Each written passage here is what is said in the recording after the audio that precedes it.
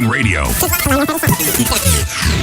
But now there is Radio Generations, the people's breakfast. Curious and bold, getting facts from the shadows. That's what it is. Now, as the city wakes and secrets stir, a bright new voice shines.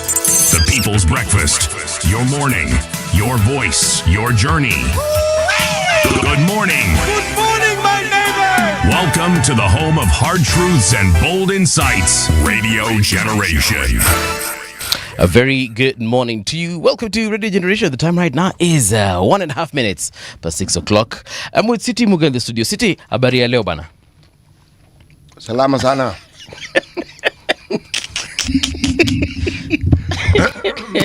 I can see you're mumunyang something. So you're like, oh, mtu amenisalimia sasa kwa nini?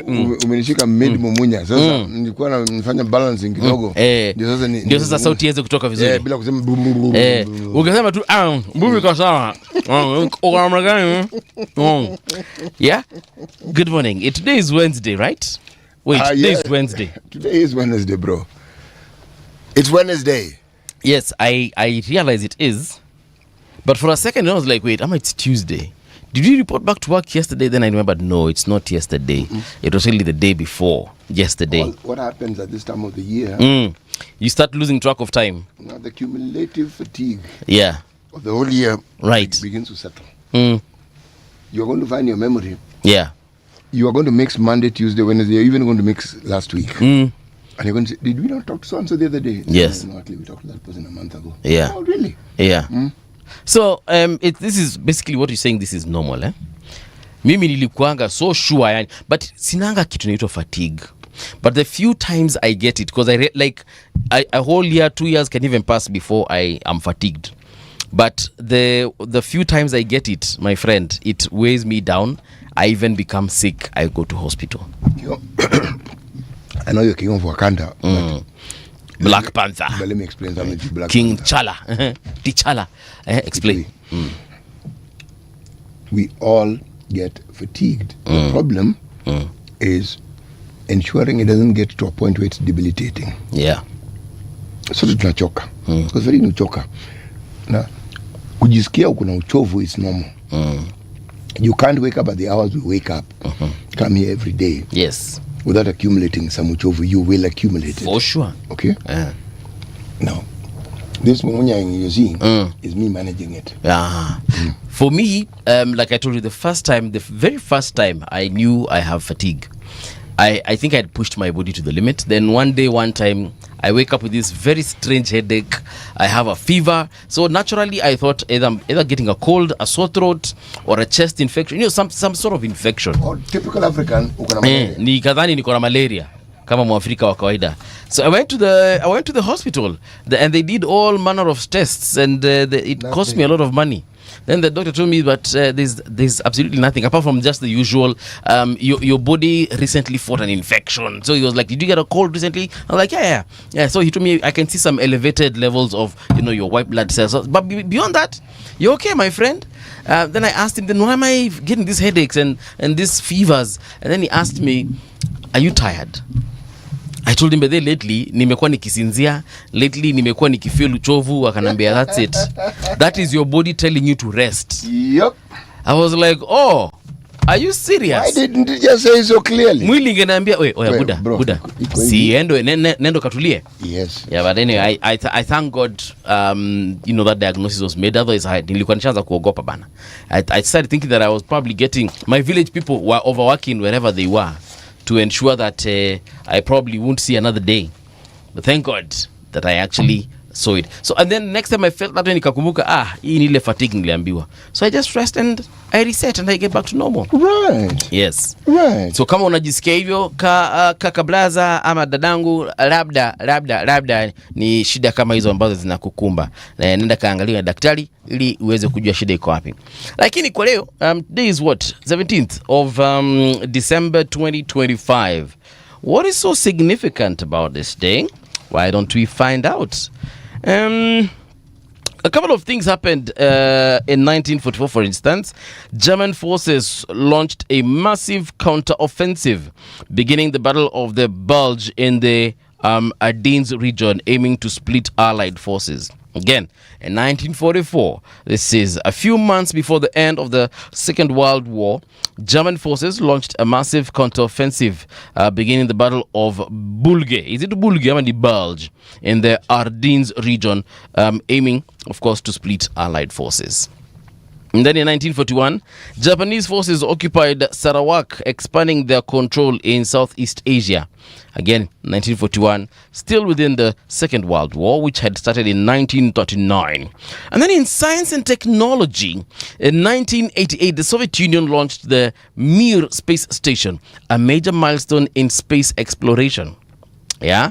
Again, 1988, the Soviet Union launched the Mir space station, a major milestone in space exploration. And then lastly, in 1907, guys, this is deep history. In 1907, the first songs broadcast over wireless radio in the US were sung by Eugenia Farrar from New York City. This was the birth of radio. Was it? As we know it. Yeah, the first songs, this is the first songs, yeah? Broadcast over wireless radio in the US were sung by Eugenia Farrar. This is from New York City. New York City. Yeah, man. New York City.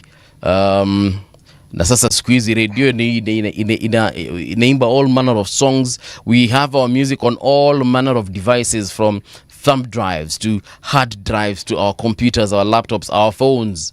And nowadays kuna vitu tudogo tunekanga huko masikio tunaitonga earbuds. Twenye tunatransmit muziki kutoka kwa simu zetu, kutoka kwa kompyuta zetu. Isn't it amazing how technology has just evolved over time? From radio waves to Bluetooth to microwaves to X-rays to gamma rays. We use all manner of light to transmit and have conversations and basically to communicate. You know, it's amazing. At the time when certain things come into being, the full extent of what it is that it will encompass is never really known. Mm-hmm. It's never really known. Yeah. But that's why you see me always traversing back into history. Right.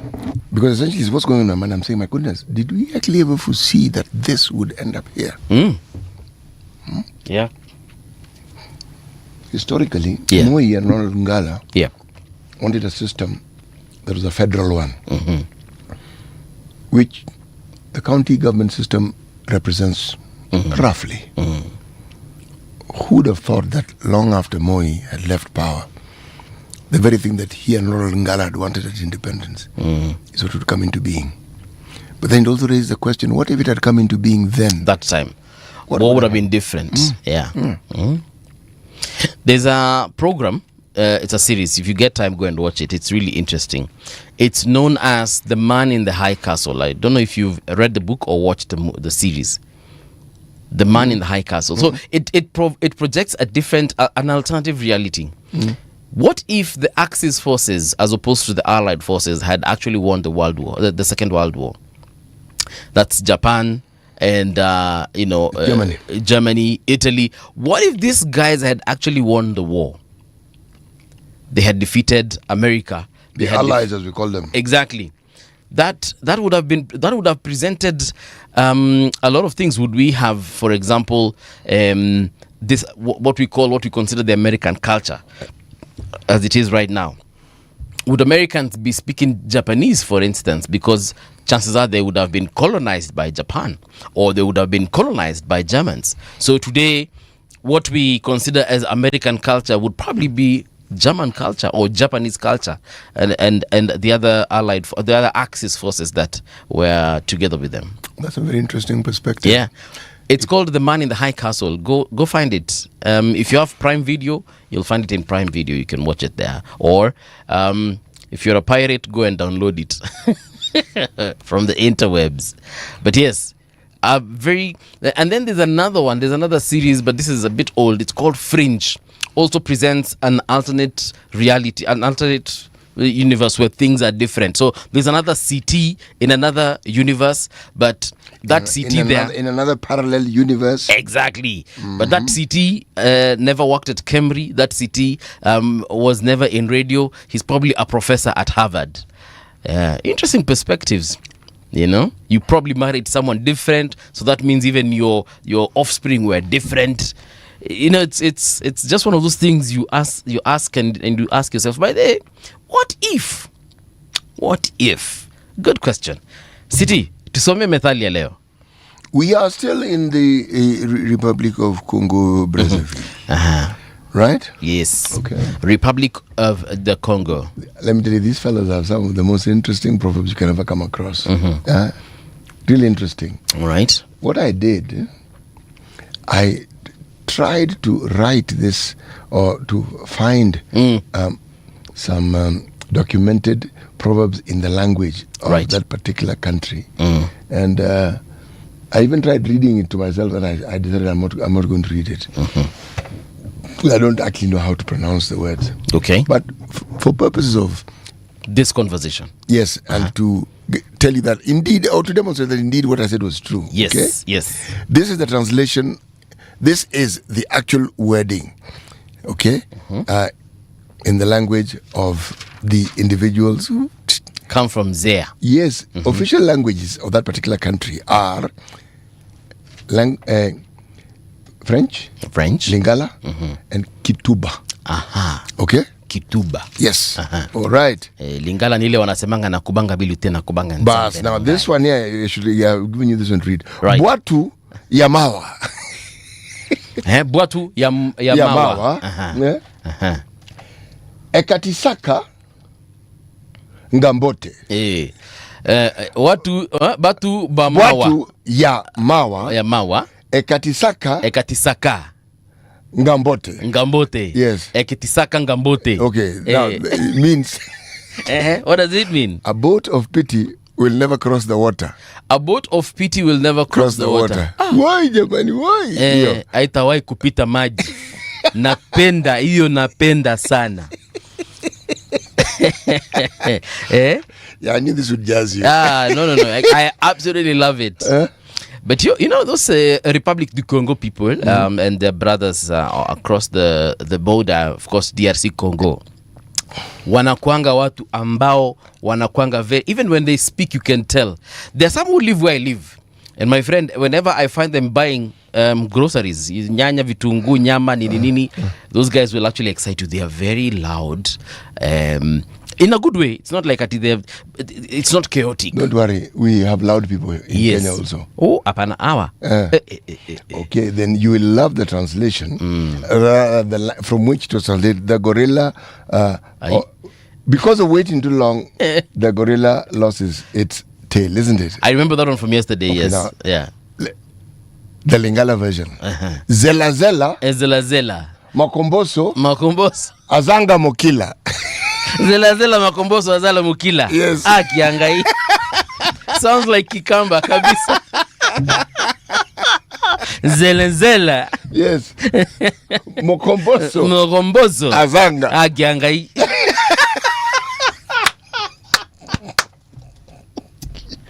Right.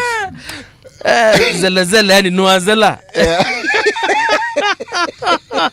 Absolutely lovely. Our people from we are apparently Wakamba walitoka hizo sehemu. How true it is I don't know. Nani aliona mkitoka huko? But I look at the musicians. You're talking about people from that region, the entire Congo region, whether it's the Republic of Congo or Zaire, Dr. Congo. I look at people like Fally Ipupa. Tunafanana na Fally. Kama umerealize. Koffi Olomide. Koffi actually looks like one of my uncles. Tukiangalia mtu kama jamaa limbanga Yope. Inos B. Tunafanana na watu. Actually, there's a cousin of mine. Ukimweka hivi Sako Kobako na Inos B. No difference. Mimi sina shida na hiyo. But you're talking about the music. Pia iko similar. It's because the music. Yeah, even the music. Wacha. You listen. Lingala has music yenu hii. Lingala to kisikiza Koffi Olomide. Hata haina on your marks, get set, go. Inakwanga go. Exactly. Yes. Na inaendaga. Na hivyo ndivyo inafaa kukua muziki. Why waste time? Music is supposed to excite. Brother. And you dance to that excitement. Hizo nyimbo zenu? Anazipenda bro. Zinakuwa na mbio. Ukiangalia even Koffi Olomide will sing songs not less than 10 minutes. Do you know this guy called Maima? Maima also, his songs are not less than 10 minutes. There's another... Wait, Maima. Ni mtu wa kwenu? Yes, Maima inamaanisha mashimo. Multiple, plural. Yeah, so there's that one. And many others I'm forgetting right now. So if you actually get to listen to these folks and you listen to Lingala music, zinaingiana yani kuingiana. It's because we are one and the same people. And even when you see we are light skin, them they bleach, but we are still light skin. So we are na kubanga bilu tena kubanga nzambe na ngai. Sisi ni wale watu kutoka kule Kongo.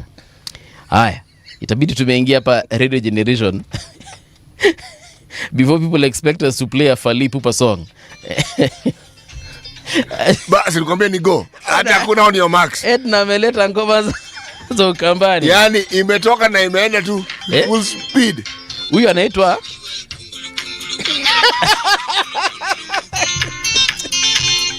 She had to, No, that one to come the money. Thank you, Madam Producer. Perhaps before we break for Christmas, we shall do a song or two. How sio? And sawa kabisa. So that we can tell the similarities between your songs and the people of Congo. Yes, your cousins. Wow. Okay. Thank you for that one.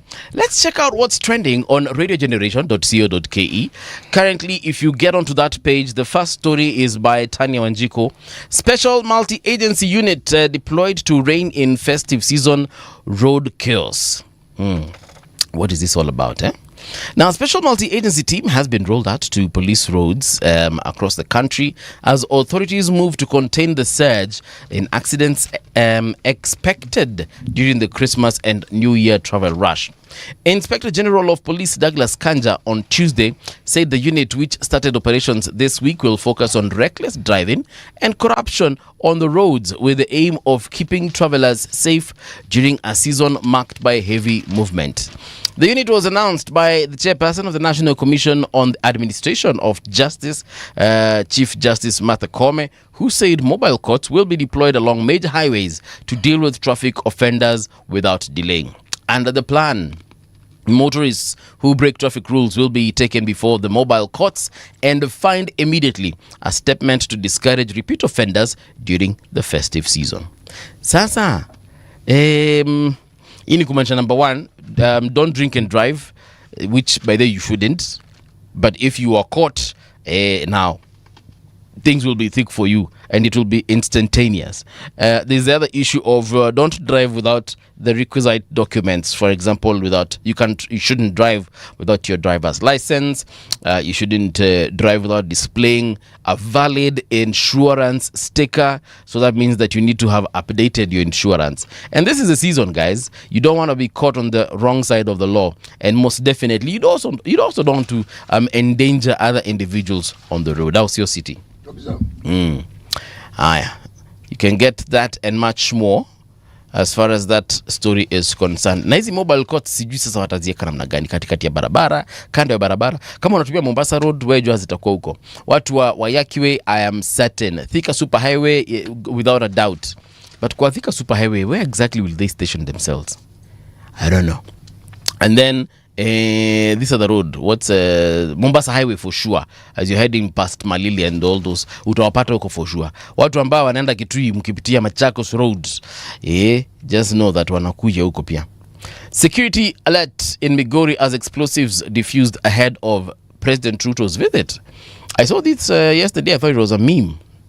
Now, authorities in Migori County narrowly averted a potential disaster after bomb disposal experts safely removed explosives planted beneath a bridge in Nyatike. The devices were discovered on Tuesday following reports from residents who noticed suspicious wiring under the bridge connecting Suna West and Nyatike sub-counties. Unable to handle the threat, the initial responding officers immediately called in specialists who confirmed and safely removed the explosives before they could detonate. An investigation team from the Anti-Terrorism Police Unit, that is ATPU, has also been deployed to examine the incident. Nyatike Sub-County Police Commander Londo Juma said the report came from a member of the public who observed a red wire emerging from the ground. The caller told us that the red wire was coming out of the ground. He was concerned about what it might be Juma said this is now the sub-county police commander. Police officers at the scene verified the presence of the suspicious wiring, since the area is known for gold mining where some miners occasionally use explosives. Authorities decided to bring in experts to determine whether the device was dangerous. So this device, CT, was found under a bridge that would have been used by the presidential motorcade. What device is it exactly?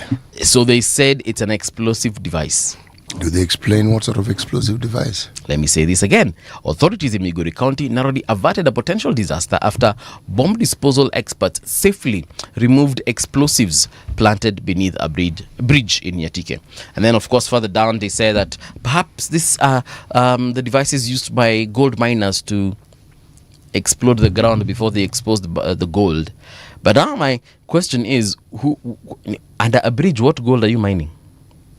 Because these wires were literally connected to the bridge. What is being alleged is sabotage. And remember, they are further alleging that is a bridge that was going to be used by the president to go to Nyatike. Yes. Yes. But they're from Migori town. Nyatike is not exactly around the corner. No. It's not around the corner. Yeah. It's around many corners. But why would anyone do this kind of nonsense, though? I don't think we have gotten to these levels as a country. Our politics. Sometimes what we read is as a result of what you call reporting. Yes. The information is there, and then there's the reporting of that information. So that is the reporting of that information. Haya. Hizi ni zile pia mimi kama Paul Mangala Mbuvi nasemanga acha tungojea further information. Ni muhimu. Sana. Siwezi taka kuspeculate. There's another story here. This is by Bradley Bosire. Like, why do people dress our president like this at times? President is dressed here in some traditional regalia. Is this in Migori? I don't know. That is Turkana. This is in Turkana, eh? Oh yeah, this is the Tobongu Law Festival in Lodwar, Turkana County. So President William Ruto has strongly defended his push to transform Kenya into a first world economy, insisting that two major funds approved by cabinet will be key in lifting millions of Kenyans out of poverty and driving long-term growth. Speaking in Turkana County during the Tobongu Law Cultural Festival on Tuesday, the president said the National Infrastructure Fund and the Sovereign Wealth Fund will provide the financial backbone for his economic plan, targeting more than 10 million Kenyans who currently live below the poverty line. He said the approval of the funds marked the beginning of a major shift in how the government finances how the government finances development. Okay. Na hivi ndivyo rais alisema. Hiyo plan ya 5 trillion tulianza jana. By next year we will be halfway. We want to lift over 10 million from poverty in Kenya. 80% of Turkana is living below the poverty line. We have set aside 1.5 trillion budget to build dams in Kenya, he said. So I hope before his time is up, we shall see the use of 1.5 trillion and see it being spent wisely. BBC to fight Trump's 10 billion defamation lawsuit. So there's a video of Trump that went viral at the time Capitol Hill was attacked by people. And the BBC edited a clip where the president was giving some kind of speech. And the way they edited it, it sounded or looked as though the president was inciting people to come out, guns blazing, and go to that place. So now, mdosi wa BBC, now I think mdosi wake mwenzake had to resign because of that particular scandal. The BBC apologized, but the president, that is Trump, decided he is not just going to accept an apology. He wants an apology plus 10 billion US dollars. You will not get the 10 billion. And if this thing goes to court, yes, my friend, how do you know these people didn't plan, knowing very well it will go to court? Because when it goes to court, a lot more than what we actually know now will have to be out in the open. And those guys are going to defend themselves. Okay? The problem with having a president who speaks the way this one speaks, okay? Okay, maliza kwanza ndio nikwambie. Endelea tu. So walionyeshana comparison ya the whole video because the president spoke for about 40 minutes or so, but they took just spaces there. In a clip. Exactly, combined them and made them look like he had incited a crowd to go and attack this building. Yeah. And they kept it until someone unearthed it, and that's when they were like, oh yeah, there's that. Poleni. Yeah. As I said, it will be defended. And when it's defended, believe me, they get themselves smart King's Counsel who knows his onions from his leeks. You'll suddenly find that this thing that looks like a sure thing will be not so sure after all. Well, I'm sure even him is not necessarily waiting for that 10 what billion. What makes you think? Because there is the notion that this is a very well-to-do president. There are those who actually say he's bankrupt. This guy has got money. The son-in-law, Jared Kushner, is looking to buy one of the biggest media entities in the world. So? Warner Bros. Discovery. He wants to buy that company. Let him buy it. For a whooping, how much was it again? It was a couple of billions. Let me just confirm. I wouldn't want to lie. In Kenyan money, it is billions. It is billions of US dollars, I understand. And so how does this connect with Trump? See, we are talking about so what if the son-in-law? Maybe Kushner already had money. You're assuming that daddy-in-law is the one who has the money. It is daddy-in-law actually, but anyway, let's see. They're saying how many? They're not writing. They're 108 billion. Hey, 108 billion. Someone just wants to chuck this from their pocket and say, no. The same way I go into a butcher and say, nifunge ile nyama pale. Actually, that's not how these things are bought. But the total sum involved is that there'll be very many other things that will be said and done in the process of buying it. Right. But as I said, there are many thoughts on this particular subject. And many of these thoughts are not aligned. Let's wait and see. Yes. Let's cross over to a country called Ethiopia. Beautiful country, by the way, with beautiful people. A story by our very own Samuel Otieno. Ethiopia revokes all sports betting licenses amid fraud concerns. Fraud meaning? Acha tusome tusikie. Ethiopia's sports betting market was brought to an abrupt halt on December 15th after the country's lottery service revoked the operating licenses of all licensed sports betting operators and ordered an immediate nationwide suspension of betting activity. Right. Ini kumaanisha pia watu wakoko kwa kasino wa Mugambol.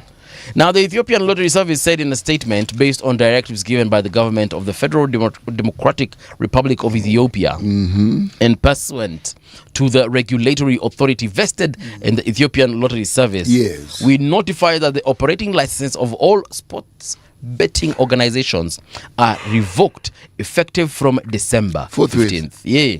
So authorities cited persistent regulatory violations, financial irregularities, and threats to national security as the driving reasons for the unprecedented crackdown.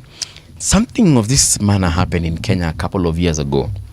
When Matiang'i was in charge of Interior Ministry. Yes, exactly. He came and he said, watu ambao wana hizi kampuni zote zifungwe.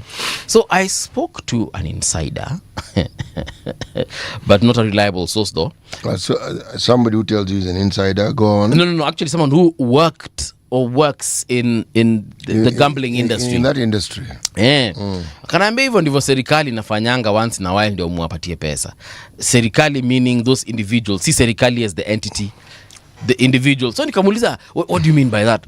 And he told me, of course, betting is a very big industry. Lots of monies are gambled on a daily, and majority of that money, of course, is retained by the lottery companies. Actually, anyway, go on. It doesn't quite work like that, but they do make money from gambling. A lot of money. Yes. Lots of money. Yes. Is it here? I think it was sometime last week. Apparently, the betting industry in the last financial year in Kenya was about 85 billion or something of the sort. So anyway, long story short, akasema, these folks, whenever they want to squeeze some cash out of the companies, they just come and say, today no more betting. And of course, in a day, the amount of money the betting companies will lose is enormous. So what do? mnauliza mnaenda, you have to sit at the table and then you ask mheshimiwa, okay, what's the problem? Then mheshimiwa tells you, look, I need like 100 million in my account by midday, or we can take another day of of no betting. Yeah, so that's what I heard. How true it is, of course, like I said, the source wasn't necessarily reliable, but that's what I heard. Over to you, City. We are looking at the papers. Let me start with the Star. Before you do that, can I do the traffic? By all means. Alright, lazima tuangalie ni nini kinasemekana huku katika mitandao yetu ya Traffic. ya barabara. Okay, so according to this map that I'm looking at here, Enterprise Road looks good. Likoni Road looks absolutely phantasmagorious. We have Mombasa Road also not looking bad at all. Imara Daima nilikuwa na expect maybe kukuwa na traffic. It's moving well. Albeit a little bit of a snarl up there because of the Matatu stage that is usually opposite Imara Daima. But beyond that, you guys are looking good. And then this is where barabara sasa shida ni haina jina. Airport North Road. Yes, Airport North Road, no complaints. A few pockets of yellow. That means that you guys are definitely not at a standstill, but you're moving. And then we go back all the way to the Eastern Bypass. Eastern Bypass is looking good, no complaints. Kangundo Road as well, huku hakuna complaints zozote. Same inaitwa Chokaa huko New Njiru Town ukielekea Kayole Junction, huko kote mko sawa. Mathare kuna ka traffic kidogo pale Log In Lounge. Why there's traffic there, I don't know. I actually do not see a reason for. Oh no, wait, there's a T junction, so that's why you guys are there. So ile Levi's supermarket ya Saika pale, traffic iko bumper. Riru Mkofiti, no complaints, but there's like a stretch here from Zitech University as you're heading to Kihunguro. There's a red line, so that means it's not moving at all, like completely standstill. Let me zoom out and check out Mombasa. Naona hamna shida yote hapa. Changamwe kule Mikindani kuko sawa. Tuda hamna shida. Ile shida naona tu kidogo tu ni pale Mwembe Tayari, mahali inapatana hiyo barabara Mwembe Tayari Road inapatana Faza Road. Na hii barabara nyingine inajulikana aje sasa, hii haina jina. Mahali kuna Hamid Coaches pale, hapa ndio kuna trafiki kidogo, lakini zaidi hapo kila kitu kiko sawa. Mimi swali langu tu ni moja, nilidhani ni season ya Christmas, watu watakuwa wametulia nyumbani, kwani hamtaki kuchukua ofu? Old Malindi Road, Nyali Road Junction pale, watu wameshikamana katika hiyo traffic jam, yani hiyo mlolongo wa magari, msongamano. Kengeleni pale lights, Kengeleni naona shida kidogo, lakini ni kawaida. Na nitauliza huyu jamaa ambaye anafanya kazi na yeye ambaye anajulikana kama City Muga, kwani I thought this is the time people will go for their holidays. Yes. Chill, relax. Everything you've described is people planning to go for the holidays. Oh, so they're not doing it this week? No, people are moving. The movement, you'll find that, for instance, in Nairobi, you're wondering where the traffic jams are coming from. Because there are traffic jams. People are beginning to ready themselves. There are those who are already in their rural homes. I spoke to a senator friend of mine yesterday. Yeah. Told me, kwa nyumbani, na hana haraka ya kurudi Nairobi. Yeah. Atakaa huko tu. Ameona ukiamka asubuhi, kaa kwa veranda, unaangalia. Listen to the birds chirping. Actually, that's precisely it. Unasip kachai hapo kidogo. You go to the grass and see the what is it called, the mildew. Yes. Mazewe ulienda skuli. Mildew hiyo, very good mildew. Asema just the breeze ambayo inakupiga hapo ukikaa unawazawaza ukitafakari is very good. Yeah. Anambia away from all this noise at ya Nairobi. You hear hyenas from a distance. Woo! Na ukiao wenzetu pia wanasalimia na asubuhi. Yeah. Those ones. As opposed to here in Nairobi, all you hear car horns, blaring, matatu zinapiga mziki. Loud music. Then your neighbors are also honking their horns because someone is blocking their road. And then of course is the pollution. Taka kwenda ushago. Ni mzuri. Tukibreak tu hivi. Mimi msijaribu kunipata kwa simu, nitakuwa ushago. Na kwenu network ni mbaya. Kwetu inakuanga fit bro. Right. Ya internet tu ndio mbaya. Lakini ya simu kinipigia tutapata. I was giving you a leeway so that when someone calls you and doesn't find you, and you've gone and messed it up. Shauri yako ukipatikana, too bad. Do you want me to start with the Taifa Leo, or do you want to start with that thing that you're holding there? No. You go ahead and read Taifa Leo. Sisi ni Kiswahili? Yes. Let me show my prowess in Swahili. Right, jaribu sisi naona. Nikitizama gazeti la Taifa Leo hapa ukurasa wa mbele wanasema hivi. Walitumia sufuri kwa maendeleo. Walitumia yani sufuri. Hawa ambao picha zao zimechapishwa hapo. Si ndio hapa sasa? Hao walitumia zero. Nungi. Wanasema mdhibiti wa bajeti aonyesha jinsi kaunti zilitumia mabilioni kwa mishahara na ziara na sufuri kwa maendeleo. Yani kumaanisha hawakutumia pesa zozote kwa maendeleo, lakini walijilipa mishahara na wakafanya mambo mengine ambayo perhaps yani wakafanya mambo mengine ambayo hayakuwa hayahuzikani na maendeleo. Asanta mwalimu. So hapa mbele tuko naye gavana wa Busia Paul Otuoma, tuko naye gavana wa Siaya James Orengo, gavana wa Kisumu Anyang' Nyong'o, gavana wa Trans Nzoia anatembea. Ule jamaa wa Tawe movement ndio sasa.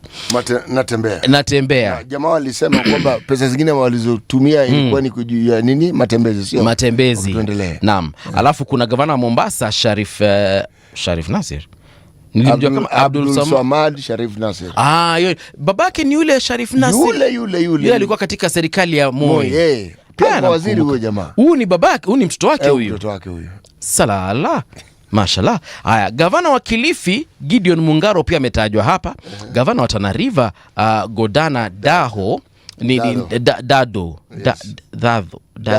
Dado. Yes, endelea. Okay.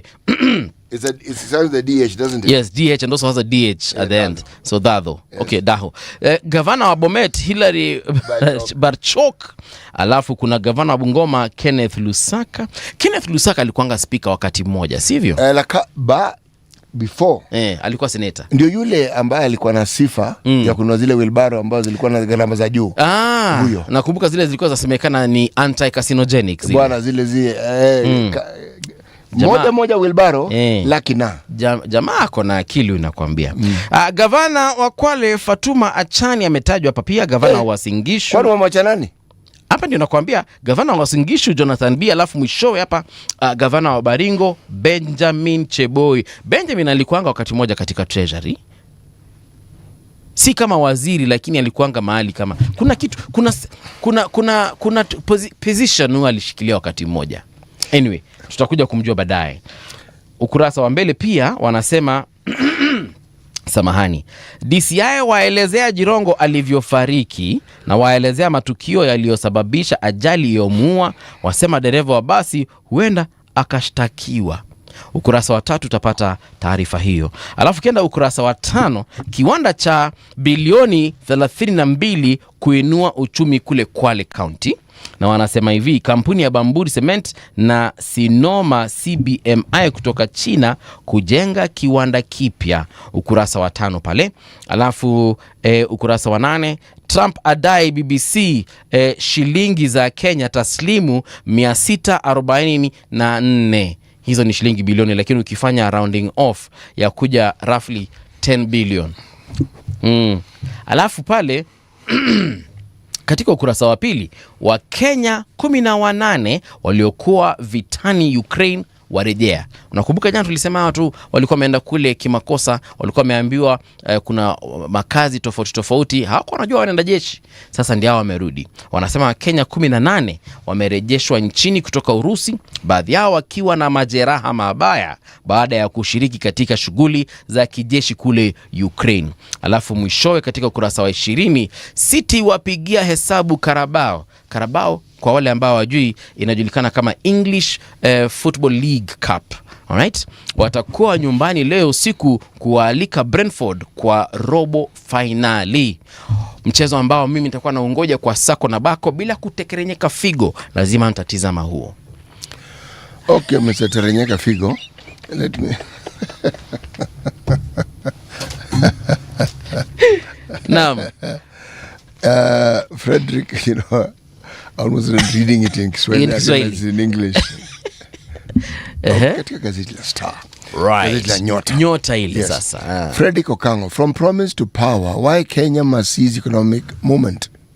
The article tells us about the moment that Frederick Okango is referring to in the news. Survival spending. Debt consumes half of budget as crucial projects wait.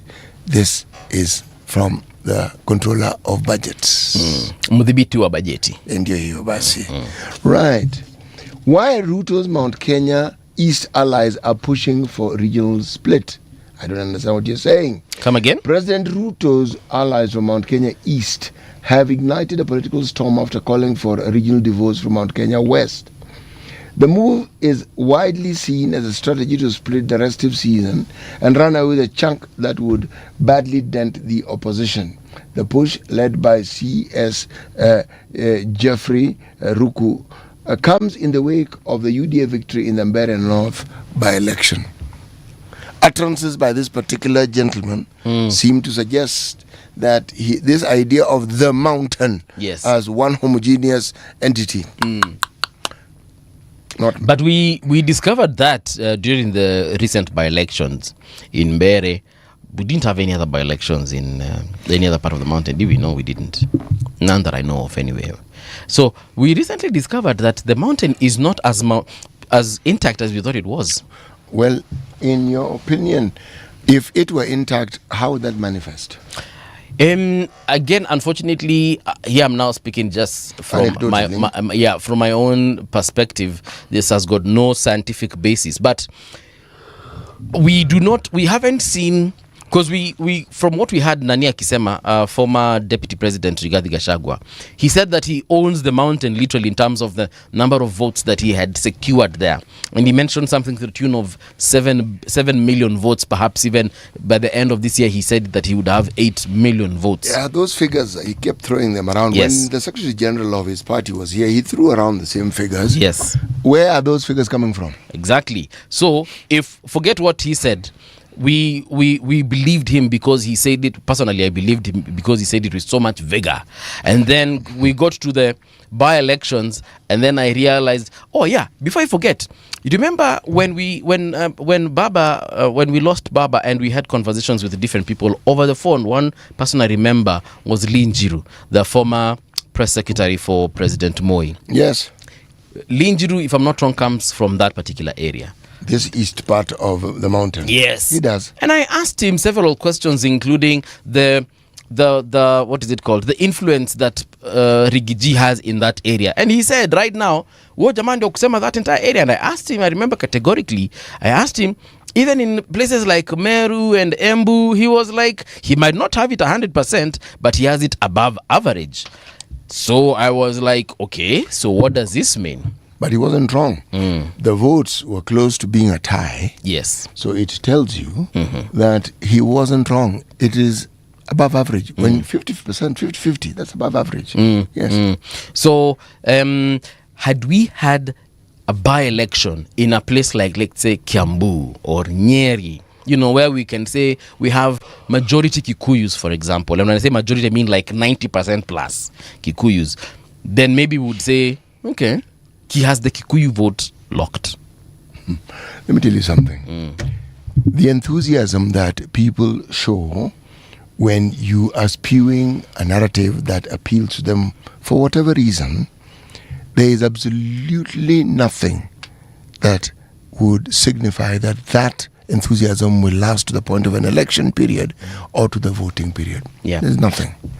Someone did some, I don't know who suggested that, if it was you or a panelist here, who said perhaps Rigiji should convince one of his allies in parliament or senate or even a governor to okay, the governor wouldn't make sense, but like a senate or an MP to resign, so that we can have a by-election. And then if he wins that by-elections, we can say, okay, all right, this guy has got this place locked. But someone did that. I think Raila at one point did something of that sort. Raila didn't leave so that you could prove. He left because he wanted to go his own way and he wanted to set up something that he could control. Right. And so he won a by-election. Oh, he did. Okay. He did. So wanasema wataalamu wa hii mambo wanasema ya kwamba perhaps Rigiji should demonstrate something similar, because if he were to pull such a stunt, I guess that would, if anyone had doubts. Paul, this center doesn't actually hold. It holds verbally. Right. In reality, it's like what I said about the Gen Z. It's untested. There's enthusiasm when he holds his rally. There's enthusiasm when he speaks. And there are many people who support him. Yes. We are yet to see that translating into votes. As you say correctly, if it had been a complete whitewash, where the person or the individual representing the government got 5,000, and the other gentleman got 25,000, we would know. Yes. That didn't happen. But picture this. Had DCP fielded a candidate in Mbeere North, and that candidate won. Forget the one that they supported there. Like DCP seme tunasimamisha City Muga kwa mfano. Na City Muga aende pale asimame na DCP na parties okura. Hapo sasa tungesema hapa sasa tungekuwa tunasema my friend Rigiji is the man. No, I wouldn't. I would not be saying that. We would. No, you would. I wouldn't. We would. No. As a country. Paul, winning a by-election has so many permeations to it. Okay? Very rarely is it actually a competition between two warring factions. Yes. We, the media, make it so. Okay? How does a vote in Mbeere influence the rest of Kenya? Just tell me how. And the same applies to the government. Just because they won, what does it mean? It just means they won. How does it even affect the election in the neighboring country of Meru? How? Or Nyeri? How? In these sides of the world, unfortunately, that is a show of might. And I'm using the word unfortunately because it is very unfortunate. And you're asking a very legit question. Why should an election in Machakos County, for example, affect, and lakini sasa city tuko place inaitwa Kenya manzi. Paul, let me tell you something about our electoral process and this Kenyan voter. Yes. We are in a season like we've never been in before. There are very many moving parts. And the voter is going through changes that the voter has never gone through before. And the voter is asking questions they've never really asked seriously before. Okay. One such question is, why am I voting for this person?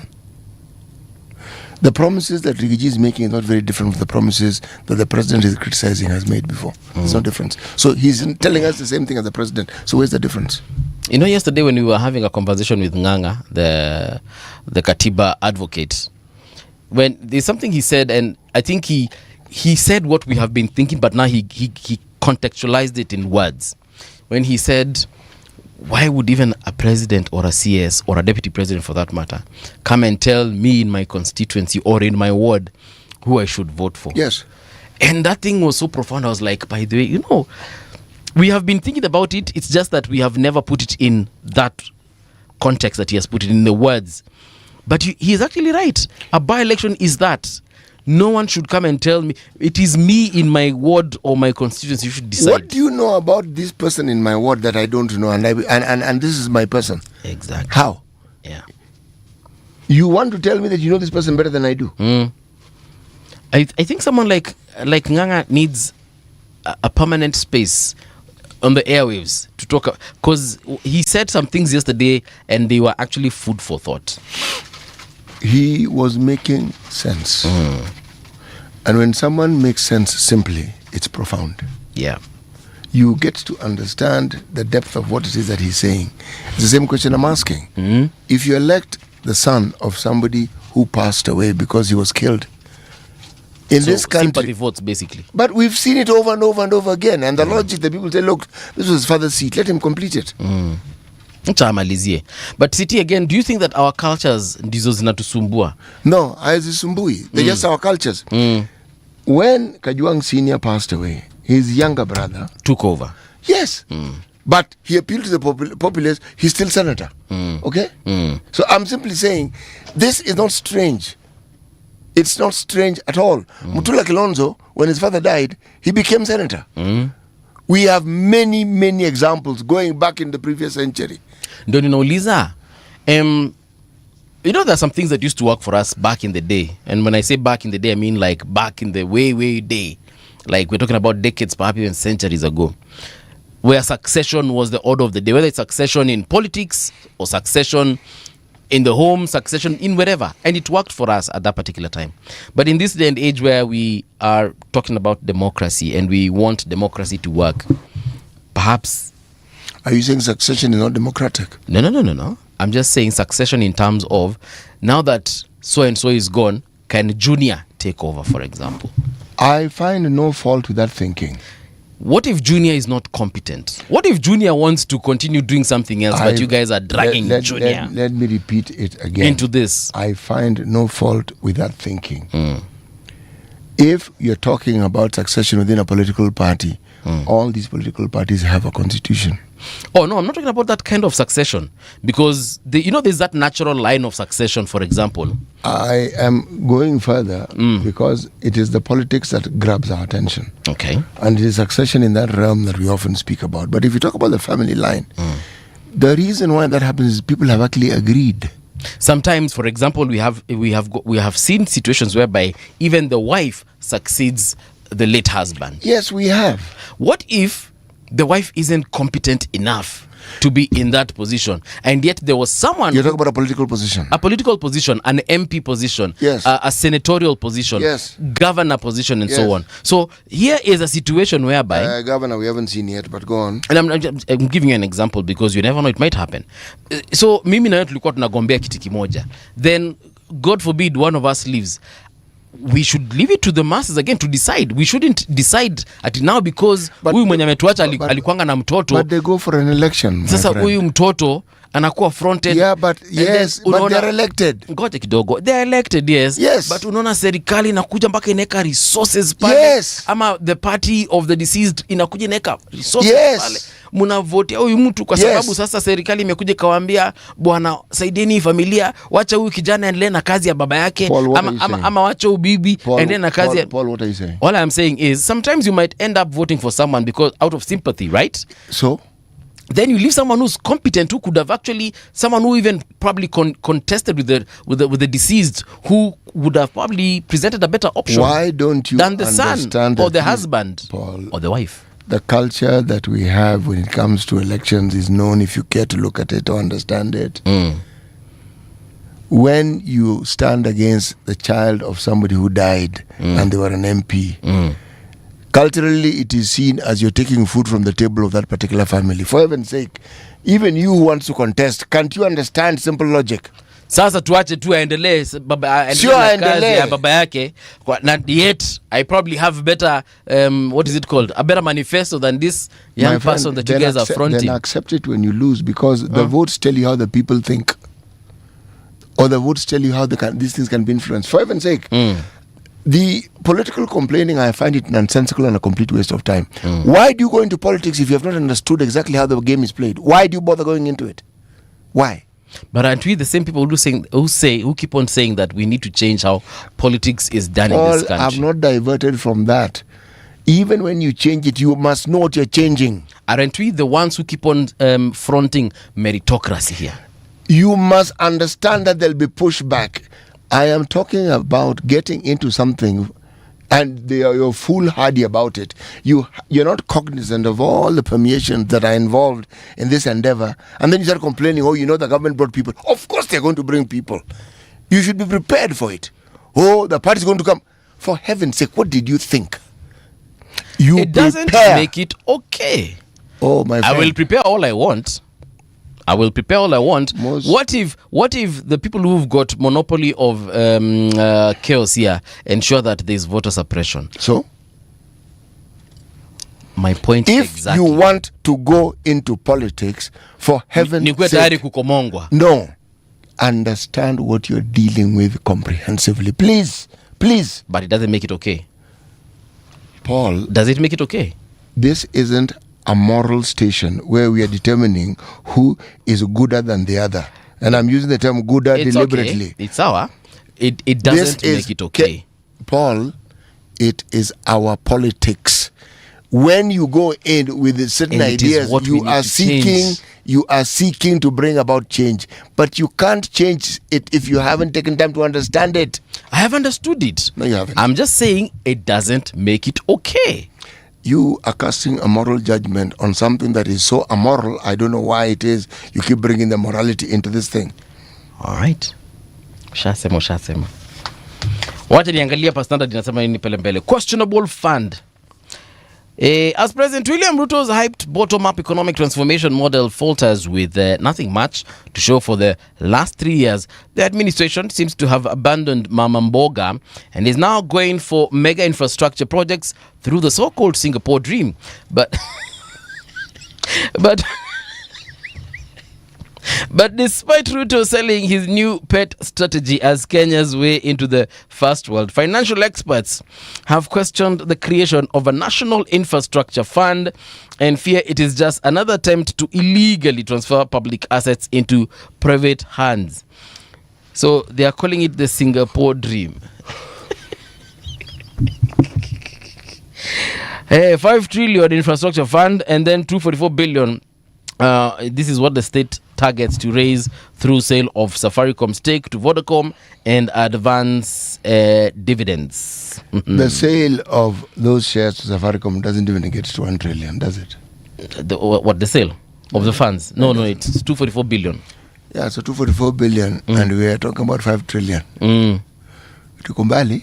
Si kuna vitu zingine tutauza? Si kuna hiyo Kenya Pipeline Corporation? Si kuna and I'm saying we kuna should, no. railways huku tutauza? No, that I have heard it being spoken of. That logic doesn't make sense to me. Kuna mashamba zimekaa empty for a very long time. Kuna hii issue ya Makongeni huku. Paul, Makongeni belongs to the Railways Pension Fund, chief.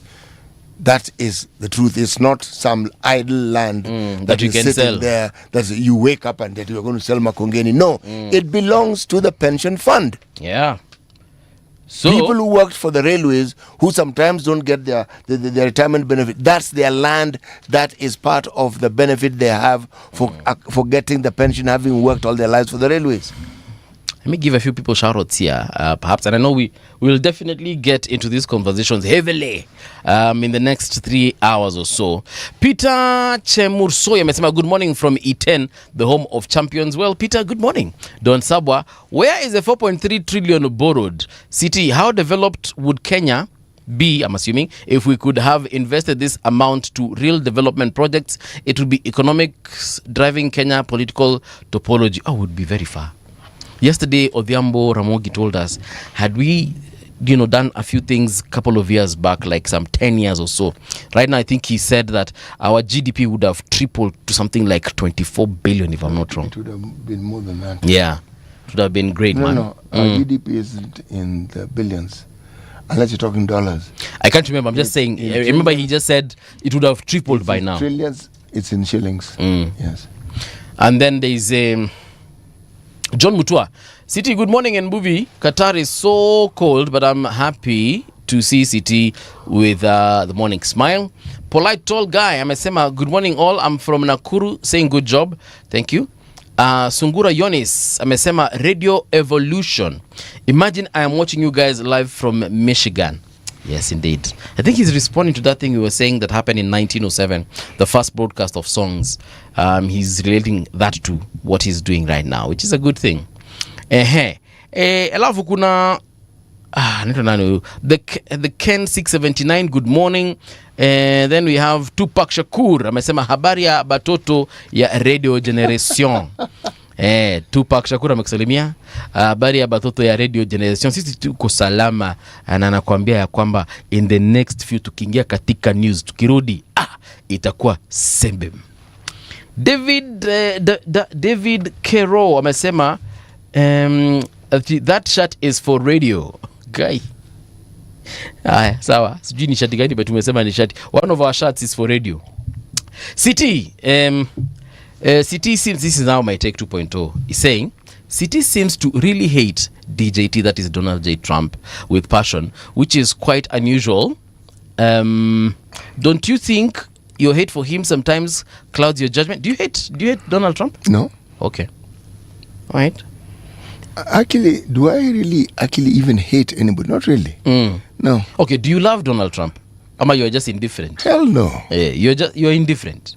No, You don't hate him. I'm not indifferent. Do you love him? No. Do you hate him? No. Do you like him? No. Do you have a thing for him? No. Godfrey Yanzala anasema listening from Atlanta. Good morning, team.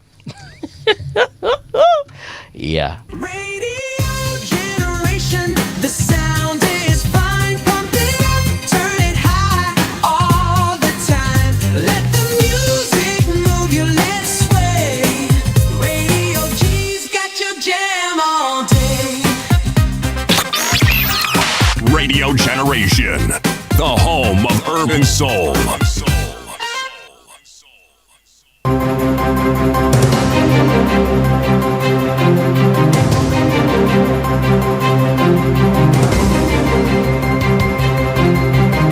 This is the Radio Generation News. Good morning, I'm Winnie Maganga. Inspector General of Police Douglas Kanja has assured Kenyans that the country remains safe and secure as citizens head into the festive season. He says that comprehensive security measures have been put in place nationwide. Speaking on Tuesday at Kiganjo Police College, Kanja said all security agencies have been placed on high alert to ensure public safety during the Christmas and New Year celebrations. Kanja also called on drivers to be careful on the roads during the season. There is a surge in terms of accidents, and you all know that one life lost is one too many. We don't want to lose Kenyans, especially on our roads. I would like to advise our drivers, all those who are driving along, on our roads, to drive carefully, so that they can be able to take care of the others, they can be able to take care of the pedestrians. So this time around, we're also going to have the instant fine system. We are going to have courts actually distributed in several areas. Health Cabinet Secretary Eden Duale has issued a stern warning to doctors engaged in what he described as fraudulent practices by working in private facilities during official government working hours. He says the trend is undermining public healthcare delivery. Speaking in Tharaka Nithi during the commissioning of a new intensive care unit at Chuka Level 5 Hospital, Duale said some doctors employed in public facilities are deliberately redirecting patients to private hospitals where they also practice while neglecting their duties in government. Kenyatta iko na 26 theaters. Unaenda kwa upasuaji unaambiwa rudi baada ya mwezi mbili. Iko na ngapi? 26 theaters. Okay, ukikubali daktari anakufuata nyuma anakuambia, lakini ukienda ile private hapa town nitafanya kesho. Can you imagine? So even the ones in Kenyatta, they will either work for consultants, they will either work for Kenyatta or they go become private consultants. The family of businessman Bunti Bharat Shah, who was reportedly shot dead by masked police officers at his Westlands home in 2017, is seeking more than 700 million shillings in compensation and damages. Through senior counsel Hamid Nasir Abdullahi, the family told High Court Judge Chacha Mwita that Shah's life was unlawfully cut short, denying him the constitutional right to live. On September 12 this year, the Court of Appeal ruled that the killing of the former Bob Mill Group director by masked police officers was unlawful. Judge Chacha Mwita has set March 20th next year as the date for delivery of judgment. People are being killed, whether it was the last government, whether it is the one before, whether it is the one before, whether it's the current one, my lord. Kenyans are being killed, and the danger of, if I may put a little bit reckless exuberance. So we'll try and see whether we can deliver the death on 20th of March. If we don't understand, We will. Nairobi City County has approved the introduction of 2 monthly menstrual health days for female employees. The move formally integrates the policy into the country's human resource framework to improve staff well-being and productivity. The decision was reached during a cabinet meeting chaired by Governor Johnson Sakaja, where members endorsed the proposal to anchor menstrual health support within existing HR policies at City Hall. A rebel leader in Eastern Democratic Republic of Congo says his fighters will withdraw from a key city at the request of the U.S. Corneille Nanga's statement comes days after U.S. Secretary of State Marco Rubio said the capture of Uvira by rebel forces violated a peace deal and the U.S. will take action. Nanga said that rebel forces will pull out of the city as trust-building measure.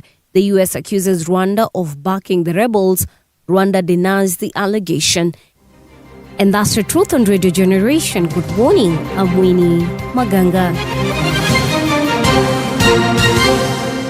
The views and opinions expressed on this program are those of the guests and do not necessarily reflect the views of Radio Generation. Radio Generation assumes no responsibility or liability for the interviewee's views. This is Radio Generation. In the beginning, there was morning radio. But now there is Radio Generation's The People's Breakfast, curious and bold, getting facts from the shadows. That's what it is. Now, as the city wakes and secrets stir, a bright new voice shines. The People's Breakfast, your morning, your voice, your journey. Good morning. Good morning, my neighbor! Welcome to the home of hard truths and bold insights, Radio Generation. Welcome back to Radio Generation. The time right now is 6 minutes past 7 o'clock. And thank you to the folks who've sent shoutouts, by the way. Tutakuwa tunazipitia tena if there are any more to look at. But right now, though, in this particular hour, we want to talk about the security preparedness during the festive season. And with us in studio, apart from City Mugo, of course, is the Regional Commissioner for Nairobi, Gilbert B. Kitio. Sasa sijui niseme afande karibu ama niseme namna gani, but welcome to the show, Bwana Gilbert. Thank you very much. You don't need to call me afande. I don't need to call you afande. Yeah, just call me Kitio, Commissioner Kitio. Yeah, Commissioner Yes, Kitio. Thank you. But we have individuals who, because of rank, they will actually call you afande as they. Yes. Okay, sawa. But you know, I'm so used to calling cops afande. Whenever they stop me for traffic or any other reason, nikienda hata kwa police station, I find myself just saying, "Good morning, afande." Now they just comply and we move on. Yes, because those are policemen. You know, Yes. Myself, I'm an administrator. Right. Administrators, we are not policemen. Yes. Even though we undergo the paramilitary course and that, but we are just civilians Yes. and administrators. Yes. That's why if you use afande, it is so much applies to the police To the officers police, yeah. rather than ourselves. Right. Because- Yes. Okay. Welcome to Radio Generation. Thank you. We want to talk about the security situation as far as the festive season is concerned. We've had a couple of things that have been said by even other security apparatuses, for example, in regards to just how we need to conduct ourselves during this particular season, especially on the roads. Martha Koome did say a couple of things yesterday and over the last couple of days. But as far as security is concerned, and in Nairobi where you serve, how are things? Because I would think that just because it's a festive season and a lot of us are going to be traveling up country, mambo itakuwa tu sawa. Yes, I want to confirm that mambo itakuwa sawa, the way you put it, because our situation has really improved from the past. You know, we had a lot of challenges some few months back, especially during the Gen Z demonstrations and that. There's a group of persons whom we can describe as goons who are used by politicians. But later on they transformed themselves into criminal gangs and that. So these guys took advantage of that space to start terrorizing people, stealing from people. But down the line, up to now, we have taken care of it. Nowadays, I'm sure you don't see them anywhere. They are not there in the streets. Some of them have either been arrested, some have been neutralized, some have given up totally. Yeah. That is why, even as of now, you don't hear a lot of things to do with insecurity within Nairobi area. Talk about the politicians that you just spoke of that are organizing goons. Unless they are those who've been arrested and prosecuted, I actually feel like nothing really happens to politicians, especially when they cause chaos in this country of ours. There's a lot which happens in the background, which might not come to the public domain. It's not a field day for them. Yes. For example, they baptize their followers. They call them their followers. These are my youth. This is my cheering squad. But occasionally they misuse them. But I can assure you that there's a lot which takes place in the background, especially if they find themselves in that situation. It's not just that they have a blank check to do whatever they want to do. Right. Yes. In terms of police coverage in Nairobi County, when we talk about security, a few times, of course, I will see policemen patrolling with their kabutis and their guns, and I feel safe, especially when I see them just traversing different parts of the county. How is the coordination like? Because I know traversing this county is not easy, and it has got also some of the not so safe places. Yes. Yeah. How is the coverage like? The coverage is good. First of all, in Nairobi we have very good numbers of policemen. And there are different units. We have numbers across the police stations. So the numbers are there. And mostly now when it comes to what you are talking about, the beats and the patrols and that, now it's up to the individual CSS to map out the areas and to see which areas they are patrolling on specific days and times, and the numbers of persons to patrol those areas. So mostly it is left to the OCSS and the security committees at the lower levels to decide how they deploy and the strength they use to deploy in those areas. Mostly you see the askaris in kabutis. Yes. But there are also others in civilian. Plain clothes. Plain clothes. Yeah. Yes. All right. Because there's a time, CT, I don't think I've ever told you this. Up in Nairobi, I was doing a program. It was a prank show. And the prank involved me, stealing some goods somewhere. And at one point in my business, I actually got arrested by policemen in plain clothes. People you'd never even think were policemen. And that really told me. And this, we're talking about the year probably 2013 thereabout. And that's when I knew enyewe Nairobi kuna watu ambao wako macho. Who else knew about this prank? I can't really remember. Why do you ask? Because I'm actually going to ask what were you stealing? Sofa sets, fridges. Nilikuwa naiba soda.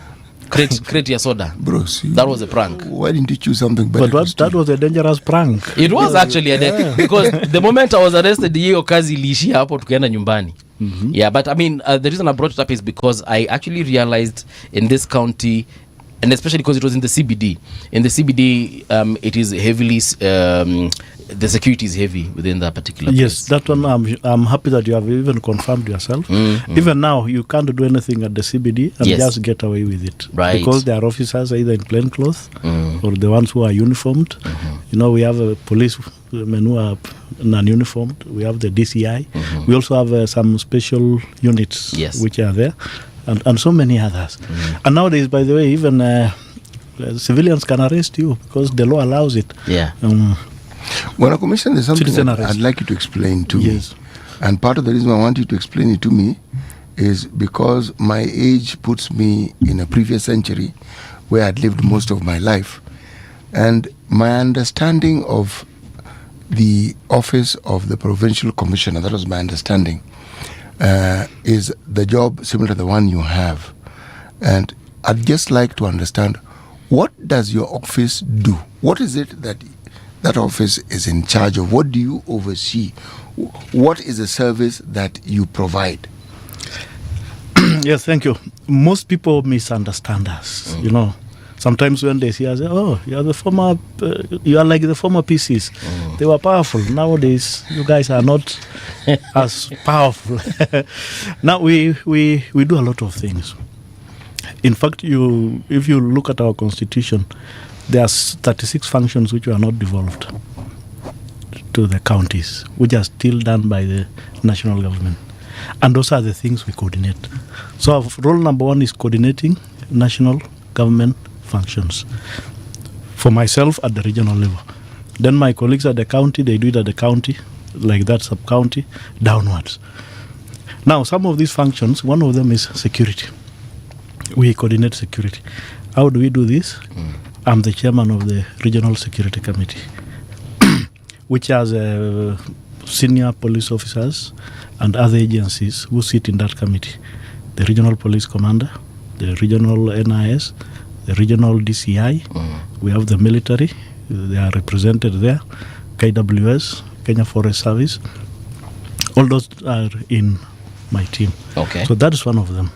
The other big function which we coordinate is the issue of development. We oversee government projects and programs in the region. All these projects you see in Nairobi coming up, the national government project. Yes. It is within my purview to supervise them. Yes. Call them the affordable housing, Yeah. the roads which are coming up, all those serious projects. That the government is conducting. Yes. That is under our purview. Okay. Yes. Then we also provide, I'm the protocol officer number 1 of the government within This county. the region. Oh. Yes, What does that Nairobi is a mean? region. Okay. Okay. Yes. Continue. I'll ask my question Yes. after this. Yeah. Yes. So now I'm the number 1 protocol officer. I handle all protocol matters. That's why whenever the president is within Nairobi, you'll always see me either receiving him, escorting him, and that. Okay. That also applies to other very senior government officers. We are always there. Now, when you look at things like the national celebrations, like the one we just did, Yes. I'm a Jamhuri Day. Jamhuri Day. I'm a member of that committee by virtue of my office. Then there are so many others. Yes. When you say region, because I expect you to say county, but now you're saying region. Yeah. Kindly let me understand what is this region? Region in Kenya, we have 8 regions. Just the way you put it, that we had provincial commissioners. Yes. So those former provinces were converted into regions. So we have 8 of them in our country. So I'm heading Nairobi region. Yes. Okay. And a few weeks ago, Yes. we created some sub-regions within Nairobi, 3 of them. Before that, we used to have 1 county commissioner and 1 regional commissioner. But now we have 1 regional commissioner and 3 county commissioners In Nairobi. who are in charge of the sub-regions. We call them sub-regions. Okay. Yes. These are not deputy county commissioners. No. These are county commissioners. These are county commissioners. Okay. Yes, their title is county commissioners. Because now they are in charge of a cluster of sub-counties. For example, we have a Nairobi North sub-region. The commissioner there is in charge of Starehe sub-county, Roysambu, Ruaraka, Kasarani, Kamukunji, and Mathare.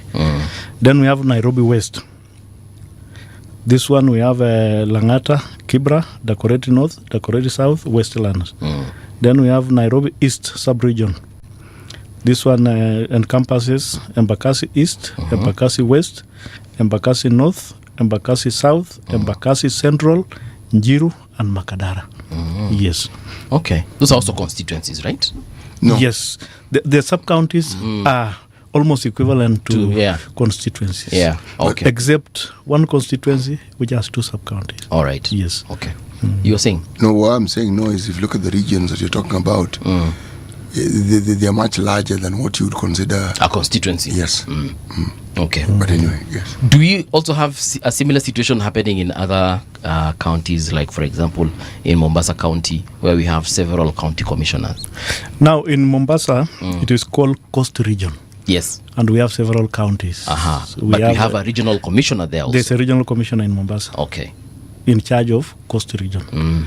And we have Lamu. We have Tana River. Kilifi. We have Kilifi. Mombasa. Taita Taveta. Kwale.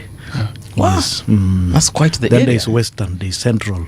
Yes. That's quite the area, City. No, it is quite the area, but if you're talking geographically, go to Northeastern. If you're talking about big geographical areas, then you'll find huge swaths of land. Go to Rift Valley. Rift Valley is the biggest. Yeah. With 14 sub-counties.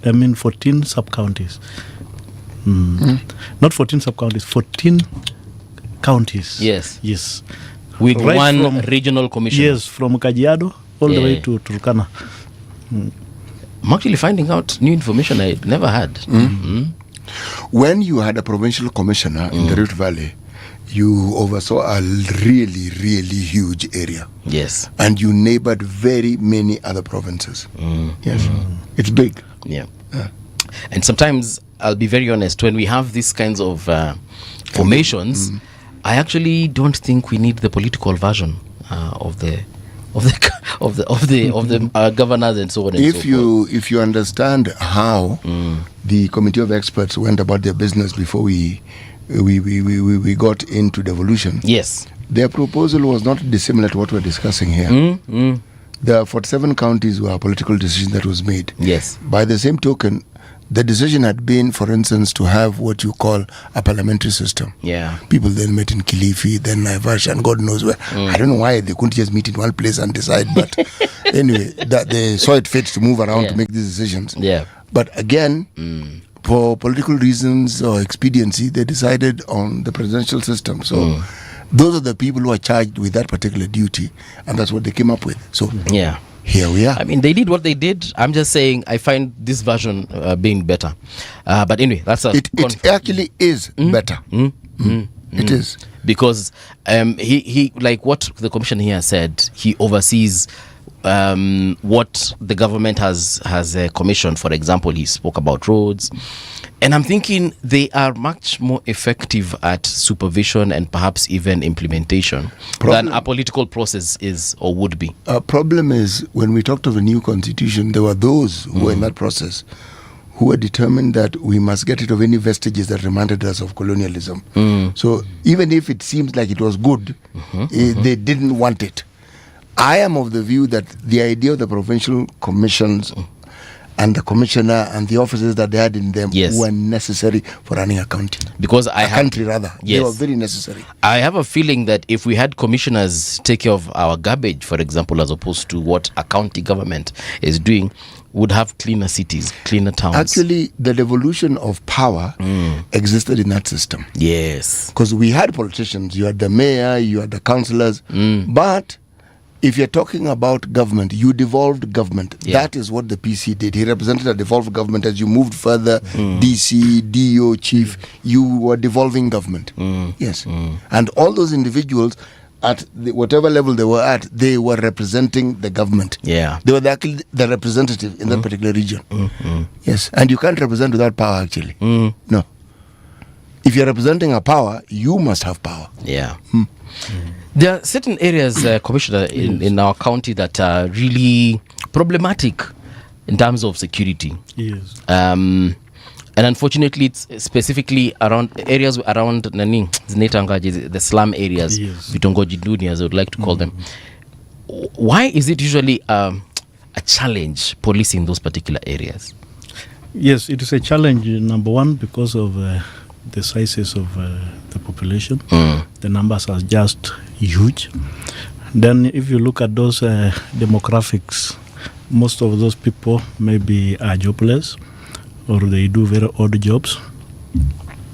So if you find people who are mostly jobless and there are many, the propensity to commit crime goes up. Yeah. Then there are some things which are lacking in those areas. For example, no proper road networks. The housing is not good. Everything is not up to standard. And therefore, naturally, they will tend towards criminality, most of them. So it is a challenge because of the numbers and the infrastructure and everything else. So that you will find that in those areas, maybe the percentage of people who are crooked in nature are more than the good people. Yes. But we are trying our best, especially to use the Nyumba Kumis, the village elders, the chiefs, and the neighborhood committees to penetrate those areas and to police those areas. Because they are much more effective in their own neighborhood than the normal ordinary policemen who are coming from a station. Yes. Recently, the president, changed a few things as far as vetting is concerned of people around regions, the border regions, for example, who for a very long time have been saying that they are marginalized, and they are actually marginalized if we're being honest. But in terms of them having access to identification, sasa chief nasikia ndio lazima approve ama aseme na yake kimbaka kidole ili mtu aweze kupata kitambulisho. Does the chief really know everyone in his region? Yes, the chief knows everyone. Right. And if he doesn't know everyone, he has ways of knowing everyone because he has village elders Yes. who work with him, and he has the Nyumba Kumi who work with him. Right. So that if he's doubting anybody, he can use his elders or the Nyumba Kumis to identify this person. And in fact, many people sometimes say, oh, nowadays it is just an ID is free for all. Yes. No, it is not. Because of those stringent measures. When a chief appends their thumbprint, Right. it is something serious. And when elders append their thumbprints to say, we know, it is This something individual. Yes, we know this individual. Right. Previously we used to have the vetting committees. Yes, we did. Yes, and the vetting committees were even worse because these were government officers from other areas. How will they know these people? So the only people who understand and know the locals is the chief and the village elders within his area of jurisdiction. Yes. Yeah, because again, I also brought up the issue because we had this conversation about a day or two ago, and I brought up the issue of people who live in gated communities, for example. Yeah. How will the chief know me in an estate that has maybe 400 individuals who keep on coming in and out, odd hours, different hours? Some of them don't even live. Like for example, me nikifika nyumbani ni ngumu sana nitoke. So I hardly interact with my chief, and now I think I need to go and find him. Do you have a landlord?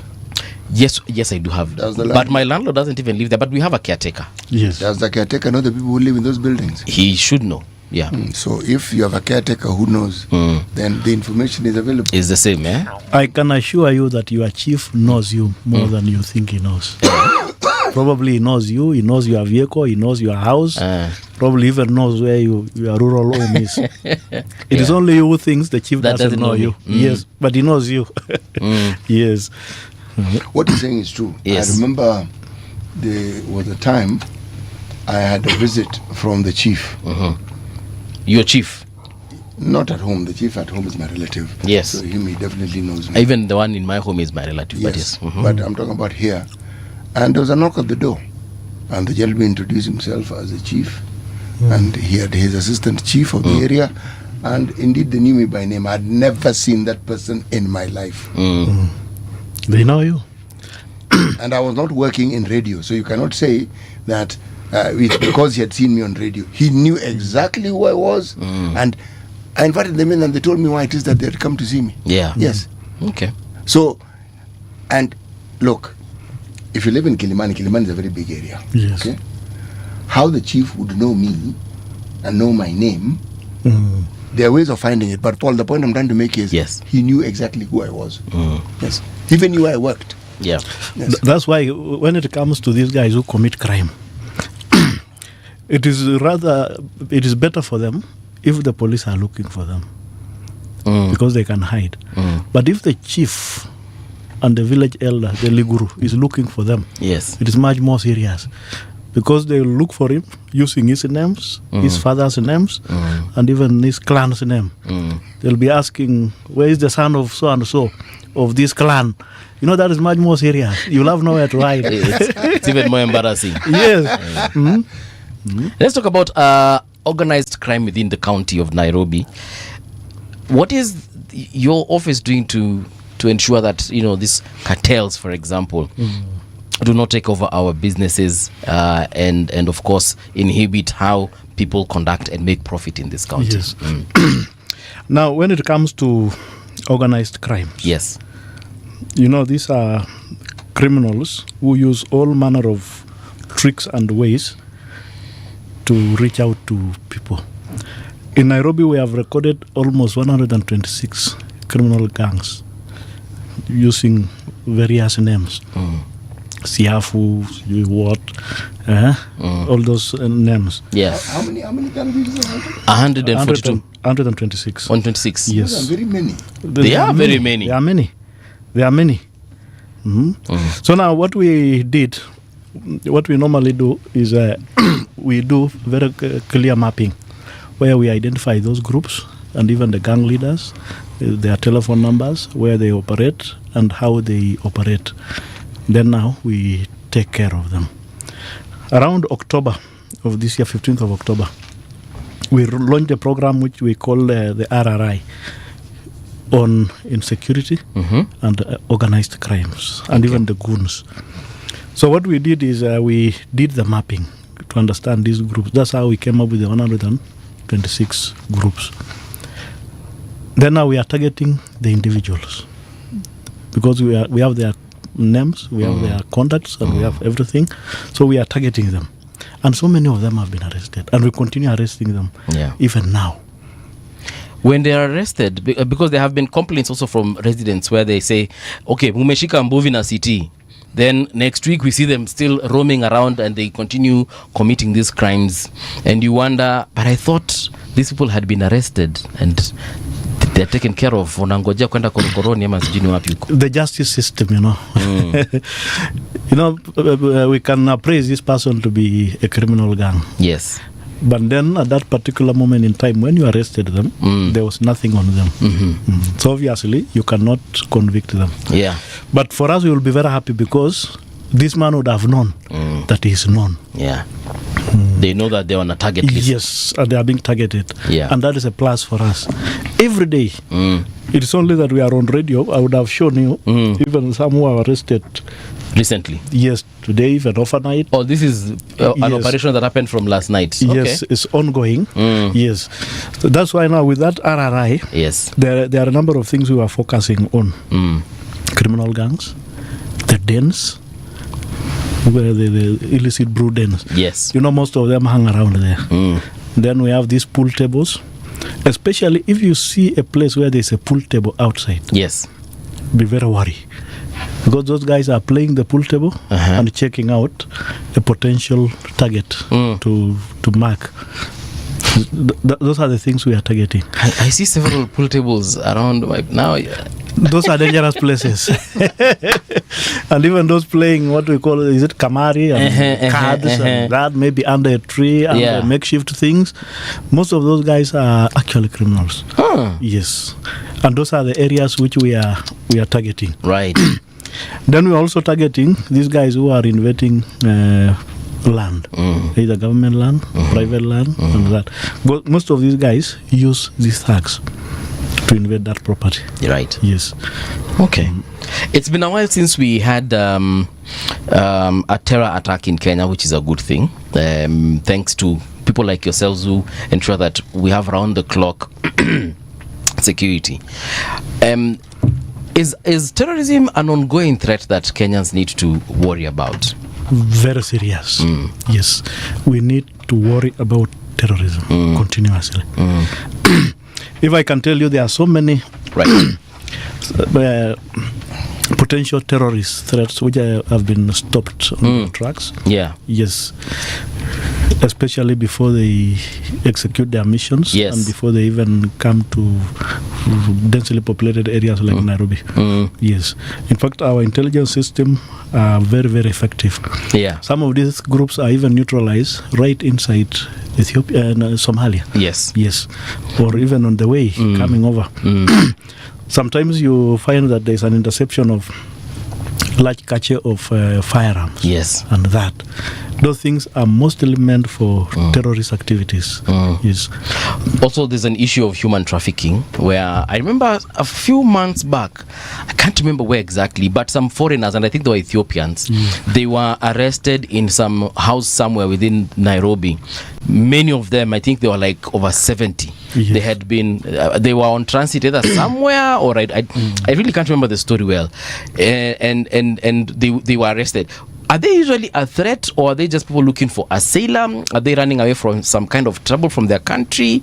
What is usually the issue with these people? Mostly, over 80% of them are just looking for asylum, and not in Kenya. Mostly either in South Africa or beyond. Yeah. And these are mostly people from Ethiopia and Eritrea. They are trafficked from through Moyale. Then they are brought through Panya routes all the way. They are hidden somewhere in Nairobi. Then they are taken through Tanzania down to South Africa. Right. Yes. Mostly they are just seeking for asylum.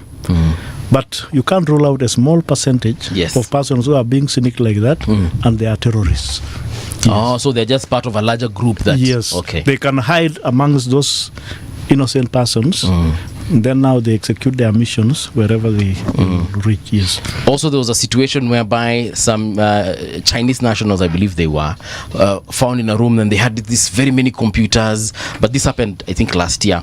And I asked myself, how is it that, because I highly doubt we would do something like that in Guangzhou, China, or Hong Kong. Tutapatikana haraka sana. What exactly did they do? So it was a group of very many Chinese nationals. There were over 100, and they were actually arrested in batches because walishikwa kama leo, then a day or two later, another batch of like 70 were found. What were they doing? So they had these electronic devices. What is wrong with having electronic devices? So City, in a 3-bedroom house, mkipatikana watu 70, mnafanya nini hapo City? Na mko na hizi gadgets zenye what is the limit of people that you should have in a 3-bedroom house? You know, it raises the alarm. If you have 70 people in a room, yes, with a lot of computers, first of all, probably these computers, they did not pay any taxes for them, or maybe they want to do some criminality. It looks suspicious. Especially cybercrime. You know, what these people do, they can even hire a very small room like this studio. They put 5 or 6 guys inside there. Then now they start hugging people's phones and even stealing money from the banks and that. These are organized syndicates. By the way, they are very dangerous. They should not be left to do that. Yeah. You see why I ask those questions is because we have listeners, and there are neighborhoods where somebody may see something of that sort, and you have no idea. All you're seeing is there are these many people who seem to. There are rather many people coming from this particular place. You know very well these are 2-bedroom houses, but there are around 20 people coming from. So you're wondering, how exactly do 20 people fit into that?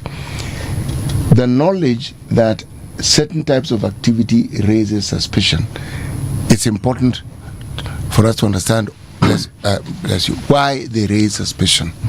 Why it is. Because a normal Kenyan family, it is unlikely that there'll be 20 of us in a 2-bedroom house. True. It's very unlikely. These ones, we are talking about 70, and then the next day, another like 80 walipatikana. And you're like, aye? So they were either, that place was used as a transit spot, or they were hiding underground na wengine wakatokezea after wengine walichukuliwa. So for me, I was actually very shocked. But I'm happy that that operation happened and it was arrested. Bwana Commissioner, are we saying that that Nairobi sometimes is used by people as a place for transiting? Exactly. You can call it the headquarters of transnational crime because of our strategic position and the peace we enjoy. For example, you cannot go to a place like Addis Ababa and attend No, you can't. You cannot. You can't. Because their dynamics are totally different. No, you can't. But you know, in Nairobi, we are very peaceful. And you know, our culture as Nairobians, you don't even know your neighbor. And you don't mind about what is happening in your neighbor's house. You don't mind. Yeah. So people take advantage of that. And that's why we want to awaken people that you should know your neighbor. Join the Nyumba Kumi initiatives. Yeah. Join the neighborhood groups. You should know your chief. That way now we will be able to prevent some of these vices. Yeah. Yes. I'm actually making an effort to go and look for my chief today because sijui hata mali ofisi yake yuko. But Commissioner, there's this other situation, of course, the country has been facing for the last couple of maybe 2-3 years, femicide, where women are being raped by the roadside, others are being strangled in Airbnbs. Recently we had that boda delivery person who was killed under and stuffed under a bed and so on and so forth. What are we going to do about these Airbnbs? They are a good business model for sure, but they are also now being used as conduits for crime. Yes, it is true. You know, the problem is not the Airbnbs. Yes. It's about our way of life. Yes, it's about our way of life and the way we are misusing those Airbnb. Yes. Yes. Because, you know, the common rules in society, especially when it comes to outing, is that if you want to go out, it's always good you inform somebody that I'm going out, I'll be meeting so and so in place A and B. Then again, now the caretakers of those Airbnbs should be able to know the kind of clients who have come and probably what they are doing in those houses of those places. Now, unfortunately, some of those places are used for a lot of drugs and illicit activities. Yes. Which lead, of course, to the crimes you are talking about, the killings, of ingestion of drugs, and that. So mostly they are penetrated by criminals, criminal gangs. Yes. So we are urging our people that they should be very careful on where they go, especially the young girls. They should just get excited about seeing a rich person, flashy person in town, taking them to Airbnb. Why should a university student go to Airbnb? A good disciplined girl, why should they go there? A good disciplined lady, why should they go there? Why can't they go to a regular hotel if they want to have a good time with whoever? Yes. Okay. Fair enough. There's also another, situation that we are facing in this and it's in the county, of course, matters to do with disaster preparedness, flooding, where I think it was there's a time Eric Omondi alikuwa anasaidia tuna boats. Are we now prepared as a county to ensure that people are not swept away by floods? Right now I know the rains are a bit scarce, but they will come. Yes. Are we ready in case we have another El Nino? Actually, they have come. Actually, the rains are here. Yes. So we are urging our people that they should take the necessary precautions. Yes. Let them not take unnecessary risks by venturing into flooded areas. Then now you realize that we have the Nairobi River Regeneration Project. Yes. I don't know if you have visited that place. I haven't, but I've watched a few clips on yes. Yeah. So this one is meant to mitigate that, because the persons who are very close to the river are being moved out a bit, 30 meters on either side. Then there's the canal itself, the river channel is being widened. Then there's another parallel canal on either side, which will be used to trap the sewer and all that effluent. So this one will reduce on the flooding and the damage which it can cause. Who's coordinating all this? This thing is being done by the Nairobi River Commission, and it is being undertaken by our Kenya Defence Forces. Yes. You know why I ask is because beyond the Nairobi River, there are stormwater drainages. We have culverts. We have just simple drainage systems. Wait, we have stormwater drainage? Yes, we do. When you see those big gutters on the side of the road, those are stormwater drainage systems. Oh. So yes, so that large bodies of water have a passage to pass through. Okay. Yes. Because if you do not have them, the water will actually go on to the road. Yeah. And then it makes it a whole more... Part of the problem that we have had in the recent past, or in the past, was that they're not dredged, meaning they accumulate sand silt and others over time. Then now it overflows. Exactly. The surface area is very shallow. Yet, if they're dredged at a time like now, just before it starts raining, then water has a place where it can pass through without necessarily causing the havoc that it causes. Actually, this project is will end around 2027 February. This Nairobi River project now? Yes. Okay. And we expect the river to be so clean that you can actually drink that water. Yes. Are you sure? Yes. Hii moja yenye naonanga iko na maji ya black. Yes, the one with the black water. Yes. By that time, it will be so clean because there will be no sewer draining into it. Right. Yes. And there will be no dumping into it. So it will just be a very, very clean river. I know that it is possible. It is possible because for me, I need to know that it has been done elsewhere. Yeah. But you don't sound like you have faith in the no, process. That water I will not drink. That one, forget. I take the water and drink. Nope. But you can use it for other purposes. I will boil it. Cool it, then boil again. But you can shower in it at least. After I've boiled it. You know what you can do with it? You can probably do your laundry with it. If bad. As I said, I will boil it. I'm a washer nyumba nayo basi. In this very Nairobi, yes, there was a time when we had the Ministry of Local Government.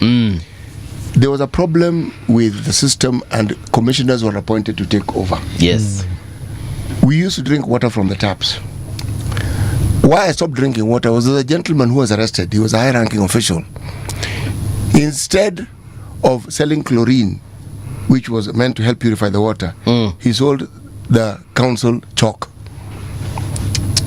Because it's white in color. Chalk. Yeah. So that water had not been treated. Now, so this is me.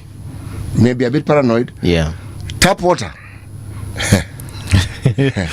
You're going to have to boil that water. Okay, it will be safe, but of course, when it comes to drinking water, you have to take the one which has been properly treated. Yeah. Yes. Imagine- But the river will be as clear as any other river which is not polluted. When a commissioner, some of us saw that river and it was clear. That is why I know. Yes. There even used to be fish in Nairobi I River. had stories of people fishing at Nairobi River. Yes. Yeah. And then there was Nairobi Dam. Okay, I'm simply saying I have been alive and have seen a time when that river was actually clean, so I know it can be clean again. But now the government and the president in particular are very keen to make that river clean again. To the extent that there will be fish. You can actually just fetch that water and use it, even if not for drinking. You can do this canoeing along the river. Yes, and that is by February of 2027. This is some very aspirational stuff. It can be done. Okay, let's wait and see. I mean, it's only 2027. It's a year and a half away. Actually, a year and 2 months away. While Mr. Michuki had begun that project, I do not know where it got to, but believe me, one actually saw changes even then. So now, with the seriousness that is being given to it, I believe it is very possible by the year 2027 that this thing will have been Actually, it's possible because there's a lot which is going on down there. It's only that maybe you've not had the opportunity to go there. It is employing almost 56,000 youth. 56,000? Yes, under the Climate Works project. Yes, they are working there to assist to clean that river. And there's a lot of machinery. By the way, the military are supervising, but it's being undertaken by a Chinese company, a serious company. Yeah. And they are doing a lot of good things. Okay. And there will also be a lot of housing, good housing, the affordable housing, instead of the slums along that river. So we have a lot of hope in it. Let's talk It will work. about It will work. Yeah, thank you. Let's talk about the slums. Yeah, there's this affordable housing projects being undertaken, and it's a good thing. Yes. Questions are arising though in regards to how the evictions are being undertaken. Yes. To a point whereby even court orders are being ignored. So how is your office trying to help people, even if they're being evicted, to be evicted with some kind of dignity? Let me ask the question, where have people been evicted in a manner that raises eyebrows and questions? Makongeni kulikuwa na ile issue ingine ya ni venye ninasahau, but kumekuwa na issues, kumekuwa na complaints, watu wana complain vitu zao zinatupwa nje and so on and so forth. But you see, before that one is done, there's a lot of public participation that takes place. We have two categories of personnel there. Okay. We have the landlords and the tenants. So sometimes the landlords are taken care of in terms of compensation. And you know, these guys, most of them, this is public land. They just came there and put up their structures. But mostly the landlords are compensated for their structures. I want to assist you, Bona Commissioner, because I do know something about Makongeni, which you mentioned. Yes. Makongeni is owned by the Kenya Railways Pensions Fund. Yes. Yeah. Those houses are as old as time. But there's a section which has fairly modern housing. Many of the people who live there are either people whose fathers or family members worked for the railways. All right? Now, there have been plans to actually build houses that are modern and would suit the purposes of people who live there for some time. Yes. This idea of affordable housing. And the plans have been to build houses that would relocate everybody who lives there into those particular units.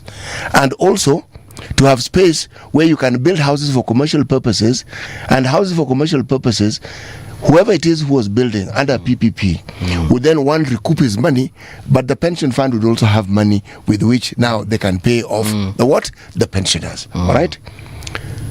There is something that is not understood by many people. Yes. And it's not just Makongeni, it's anyone who lives in a former council house. You are a tenant, okay? The landlord and you have an agreement, and that agreement is a tenant Landlord agreement. Yes, and our laws require that you're given 1 month's notice. Actually, that's it. The other considerations are social, because many of these estates, people who live there are third generation. Your great grandfather lived there. So for some people, it's their what we call gishagi. So for this consideration, it was considered by the Department of Housing that you should give them a compensation to enable them to relocate. That was the understanding. But notice is given well in advance. You are told, on this day, you'll be given notice. But before that notice is given, there is an audit that is taken of all the people who live there. So you know, so-and-so lives here, so-and-so lives in this unit. So when you're compensating, you know exactly who it is you're compensating. Because in those places as well, you'll find a tenant who has become a landlord. He is the tenant, Yes. but he has now leased the same unit to somebody else for more money. And yet, he's paying the railways what the railway wants. Part of the problem that brought this about was that very many people who lived there did not pay their rents as they should. So it meant the pension fund could not pay the pensioners their money. Okay. It was a much, much bigger thing. Now, that story, if everybody who lived in Makongeni was being pushed out, it would make perfect sense. Some people had left. Question is, those who remained, why did they remain? Others, they were not pushed. They were paid their money, they left. Some remained. Why did they remain? Perhaps if they were here, I'd ask them. Every time they have in this program, this is not the first time we've had this program. Yeah. There was a program similar to that called the Urban Renewal. Mombasa and Nairobi. The same problem always arrives. People are given the money that they've been given as a relocation allowance, and with an understanding. Some people still refuse to move. Yes, or they hand over to somebody else. Yes, exactly. So Why do they refuse to leave if you could be knowing this? It is for commercial benefits, selfish benefits. I'm happy that Mr. Muga has spoken like a commissioner and implemented the project because he understands it. Actually, these people have been paid severally. Yes. For example, if I'm using house here, I'm compensated, I'm given something, I hand it over to my relative. Then the relative starts demanding for compensation. For compensation. Then if you look at some of those houses, these are houses which were put up in 60s. they're old. 70s. Old. They should have Some been of them are demolished a long time leaking, ago, actually. some of them are doing that, some of them are so small, and the government wants to put up modern apartments which can accommodate more people. Yes. Yes. Okay. On the issue of your duties as a commissioner, and then the county as well, are there any overlaps? Because I know initially there were teething problems, especially when the constitution was promulgated. Have we now ironed those issues out? Actually, there are no overlaps, and there have been no overlaps. You know, for us, we have been in the business. Yes. The counties are the ones which came much later. Right. And some of them did not understand where their mandate ends. And that's where the bone of contention came in. Because they thought some of the functions which were not devolved should be theirs. But over time, I think time has healed that. And they have come to understand their mandate. So there are no overlaps. Yeah. And we work very closely with the counties. There are some things which we do jointly. Right. For example, if you talk of the disaster management, we do jointly with the county government. Right. Even some aspects of security, we do jointly with them. For example, if you are talking of hawkers, congestion in town, and that, we do it with the county government. Yes. So everybody now understands where their role ends and where the role of the other one begins. Yes.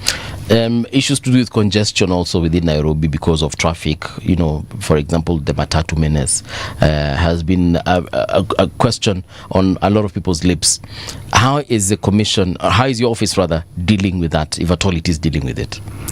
Okay, most of it is supposed to be dealt by the county government. Yes.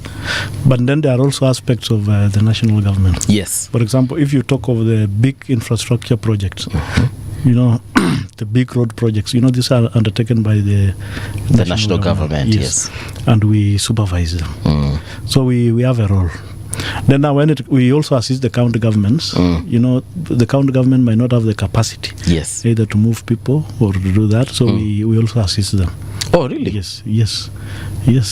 We do it. They have more capacity than the county. Yeah. Yes. All right. So are you saying that your office is working with stakeholders to ensure that things are running smoothly, specifically in the public transport sector? Now, even when it comes to the reorganization of the border sector, we are working with the county government so that we identify the potential stages for them Then we also identify the routing for them, of course, in consultation with the NTSA and other partners, because we also want them to have the reflectors, to put on helmets and other safety equipment. They also need to be numbered so that it is easy for identification. The county cannot do it on their own, for sure, but we assist them. We work together with them. Yes, which is a good thing. And it has sort of restored order in that boda. Siku hizi hawachomi magari za watu. Sijasikia wakichoma magari za watu. Who? Bodas. You remember there's a time they used to do that a lot. It's not just that. There is order that was placed, as far as I remember. Remember, there was a time they molested some young lady on Wangari Maathai road. But walishikwa pia. Yes, and they were dealt with. I don't know what it is that can be done, because the service they offer is needed, and it's not everyone who is in that industry who is rogue. But the thing I find alarming is their complete disregard for the law. It's like they never underwent a training for driving and understanding traffic laws. They don't seem to know traffic laws. They just ride the motorbikes. They don't know on which side to overtake. Traffic lights, it's a suggestion. It's for other people, not them. That's what scares me. The biggest challenge with that sector is the kind of transition, you know. That sector, guys are not permanent there. Every year we have new youth who are coming into the sector. Where do the old ones go? They either go to the matatu sector. Some of them get employed. Some in of other them, places. Some of them maybe they had just left Form 4. They were doing it for the time being. They get jobs. They go to college. Yeah. So that every year we have, not even every year, almost daily, we have new entrants. But Commissioner, how do you regulate such an industry? Because other people have them, and they've regulated. How do you regulate it? Because who are other people? It is another. Rwanda here, it's regulated. Even ourselves, we have regulated. No. The reason why I'm talking about Rwanda and I'm talking about the difference, I am not saying that a lot hasn't changed. I am saying they could be far better regulated. Yes. Because if you're on the road, as often as some of us are, they are always a threat, not because they are harming you, but the way they ride those motorbikes, there's always an accident which is just about to happen as a result of it. Yes. So when I was talking of regulation, it's with that in mind. Remember, I acknowledge more than anybody else that these pikipikis have revolutionized transport in this country. All right? Yes. They serve a very good purpose. If they're regulated, that service could even be better. Yes. Okay, let me revise it. If they're regulated a lot more than they're regulated now. Yes. Yes. Actually, I agree with you that they need to be regulated even more. Yes. Because there are some instances where they are well regulated. Yes. In some instances, they are just rock. Yes. You find some cases they are rock. And that's what we continue working on them.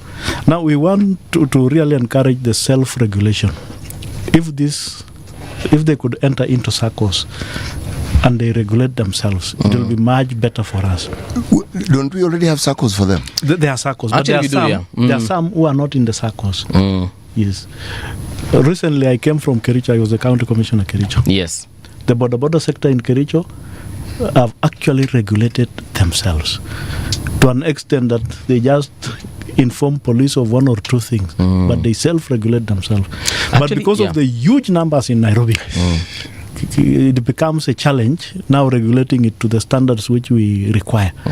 But I hope with the time we shall get there. That's why we need the assistance of almost everyone. They have actually, what he's saying, I've actually even seen it in other places where the bodas themselves, they wouldn't allow you if you're one of those rogue riders. They actually expel you from their group. And you will not find homage in any other group. So it's either you quit that profession or you conform, and you so that they can accept you within their ranks. Otherwise, watakupeleka mbio.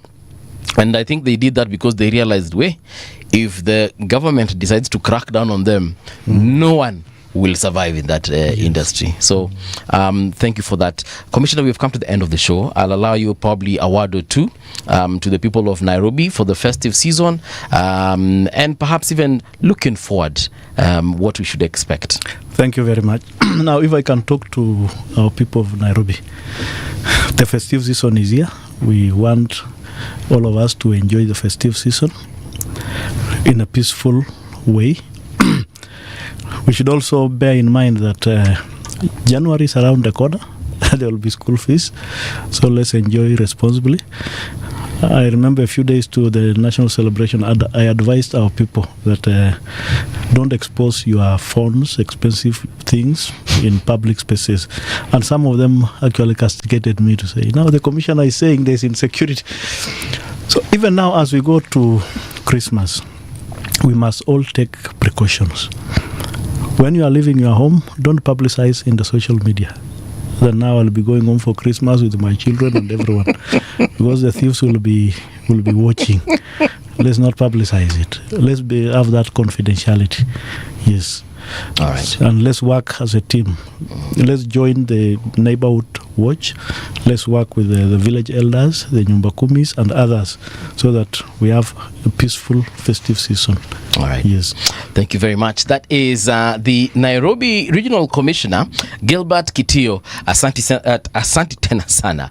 We are taking a brief break. When we return, of course, the conversation continues on the People's Breakfast.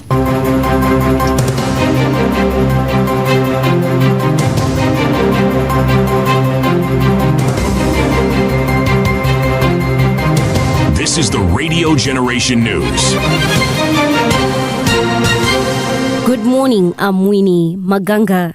At least 30 houses have been set ablaze in Transmara South, with several people injured following renewed clashes in the area. Hundreds of residents have fled their homes and taken refuge in nearby schools as tensions arise over land dispute believed to have triggered the violence. The latest incidents have left 4 people dead and property worth an unknown value destroyed.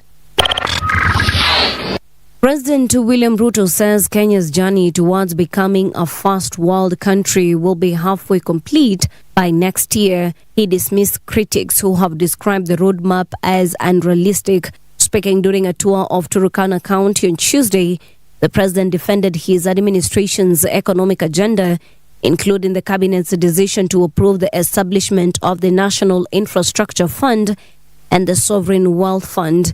He said the two funds will play a key role in driving long-term economic growth. Hiyo plan ya trilioni 5 tumeanza jana, and by next year we will be halfway. Nyinyi mnanielewa? Wengine wanasema haiwezekani, lakini mimi najua inawezekana, and that is why I have developed a 1.5 trillion program ya kujenga dams katika taifa letu la Kenya. A section of leaders allied to the United Opposition has called for a thorough investigation into the death of former MP Cyrus Jirongo. Speaking during a condolence visit to Jirongo's family at their Nairobi residence, the leaders led by former Deputy President Rigathi Gachagua, Wiper leader Kalonzo Musyoka, and DAPK leader Eugene Wamalwa said the information so far released to the public is inadequate. They urged individuals who were with Jirongo in his last moments to come forward and share their accounts to help with the probe, which the DCI says it has initiated. The late Jirongo died in a road crash on Saturday last week. So Kenyans are asking, who are the last people to be seen with Cyrus Jirongo? Why are they quiet? Mostly they were his kinsmen, people he trusted, people he knew. Why are they quiet? Wakenya wanataka kujua ukweli. Je, hii ilikuwa ni ajali ya kawaida ama ni ajali ambayo imebuniwa na watu fulani? What is even more shocking, it's emerging that there are various versions of how he met his death. And even as we say pole to Jirongo's family, this is a matter of serious concern. Treasury CS John Mbadi has said that Kenyans will start to feel the benefits of sustainable growth once the economy grows by more than 7% per year. Speaking at the launch of this year's Economic Situation and Financial Situation Report, Mbadi said that strengthening growth in key sectors will enable the country to create jobs and boost incomes for its citizens. The 2025 Kenya Economic Report is deemed creating decent jobs for prosperity. It comes at a time when the country is consolidating economic recovery, bolstering macroeconomic stability, and ensuring growth translates into inclusive opportunities for our youthful population. As highlighted in the report and operated by the ED of Kipra and ED KNPS, job creation has largely occurred in the informal sector.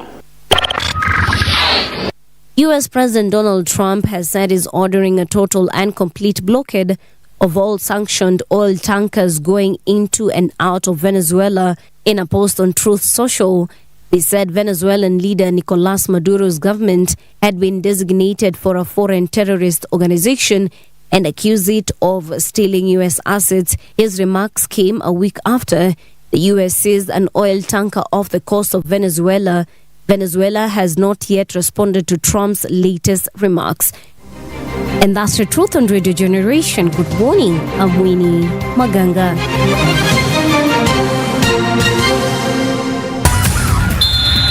Sports on Radio Generation. Good morning, I'm Samuel Otieno. The Paris Saint-Germain France forward Ousmane Dembele has been named the Men's Player of the Year at the FIFA Best Awards. The 28-year-old who won the Ballon d'Or in September picked up the FIFA award in Qatar on Tuesday after helping PSG to 4 trophies in the 2024-2025 season. The former Barcelona and Borussia Dortmund player who joined PSG in 2023 had 51 goal contributions in 53 games for Luis Enrique's side last term. Paris Saint-Germain have been ordered to pay former striker Kylian Mbappe 60 million euros, which is about 9 billion Kenya shillings, in unpaid salary and bonuses by a French court. Mbappe had been seeking 263 million euros from his former club after the long-running dispute reached a Paris court in November. The European champions were countersuing the France captain for 240 million euros. The 26-year-old Real Madrid forward claimed the 9-figure sum as damages in response to a contract dispute and ill treatment by the club. And that's your sports update on Radio Generation. Good morning, I'm Samuel Otieno. Sports on Radio Generation. Radio Generation, the sound is fine. Pump it up, turn it high all the time. Let the music move your lips sway. Radio G's got your jam all day. Radio Generation, the home of urban soul. The views and opinions expressed on this program are those of the guests and do not necessarily reflect the views of Radio Generation. Radio Generation assumes no responsibility or liability for the interviewee's views. This is Radio Generation. In the beginning, there was morning radio. But now there is Radio Generation's The People's Breakfast, curious and bold, getting facts from the shadows. That's what it is. Now, as the city wakes and secrets stir, a bright new voice shines. The People's Breakfast, your morning, your voice, your journey. Good morning. Good morning, my neighbor. Welcome to the home of hard truths and bold insights, Radio Generation. Welcome back to Radio Generation. It is now 8 minutes past 8 o'clock. The time for this is the time rather for a different conversation. In the previous hour, we were talking about security, but today we also want to talk about security in a sense, but from a different perspective. We want to talk about shattered silences. This is about men's sexual trauma and the truth. In studio, we do have Irungu Houghton. He's Executive Director, Amnesty International Kenya. We also have John Willis Njoroge, a consultant, psychologist, and well-being strategist. Gentlemen, welcome to Radio Generation. Good morning, Mungala. Mimi niko salama sana, labda nyinyi.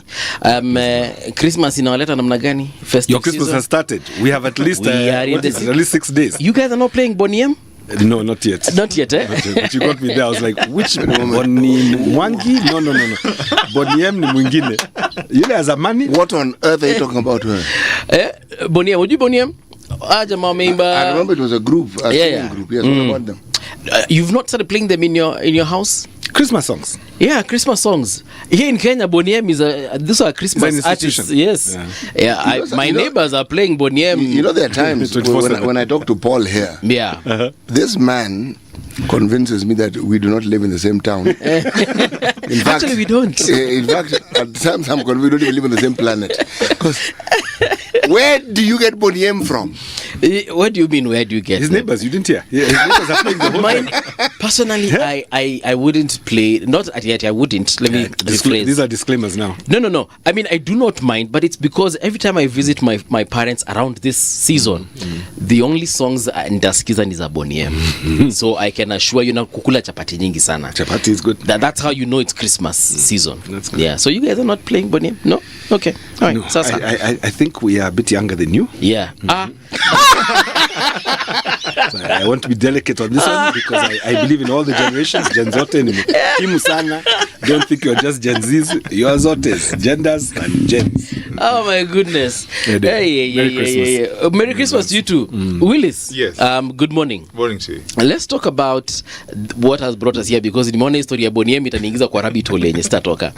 You're a consultant psychologist and a well-being strategist. Yes. Let's talk about this well-being strategist. What is it all about? That is about ensuring that people are functioning well in our society. Yeah. And also being able to process situations, right, and name their situations, as well as designing interventions for different people. That is family, right, individuals, institutions that affect our functionality as a society. Yes. Yeah. Okay.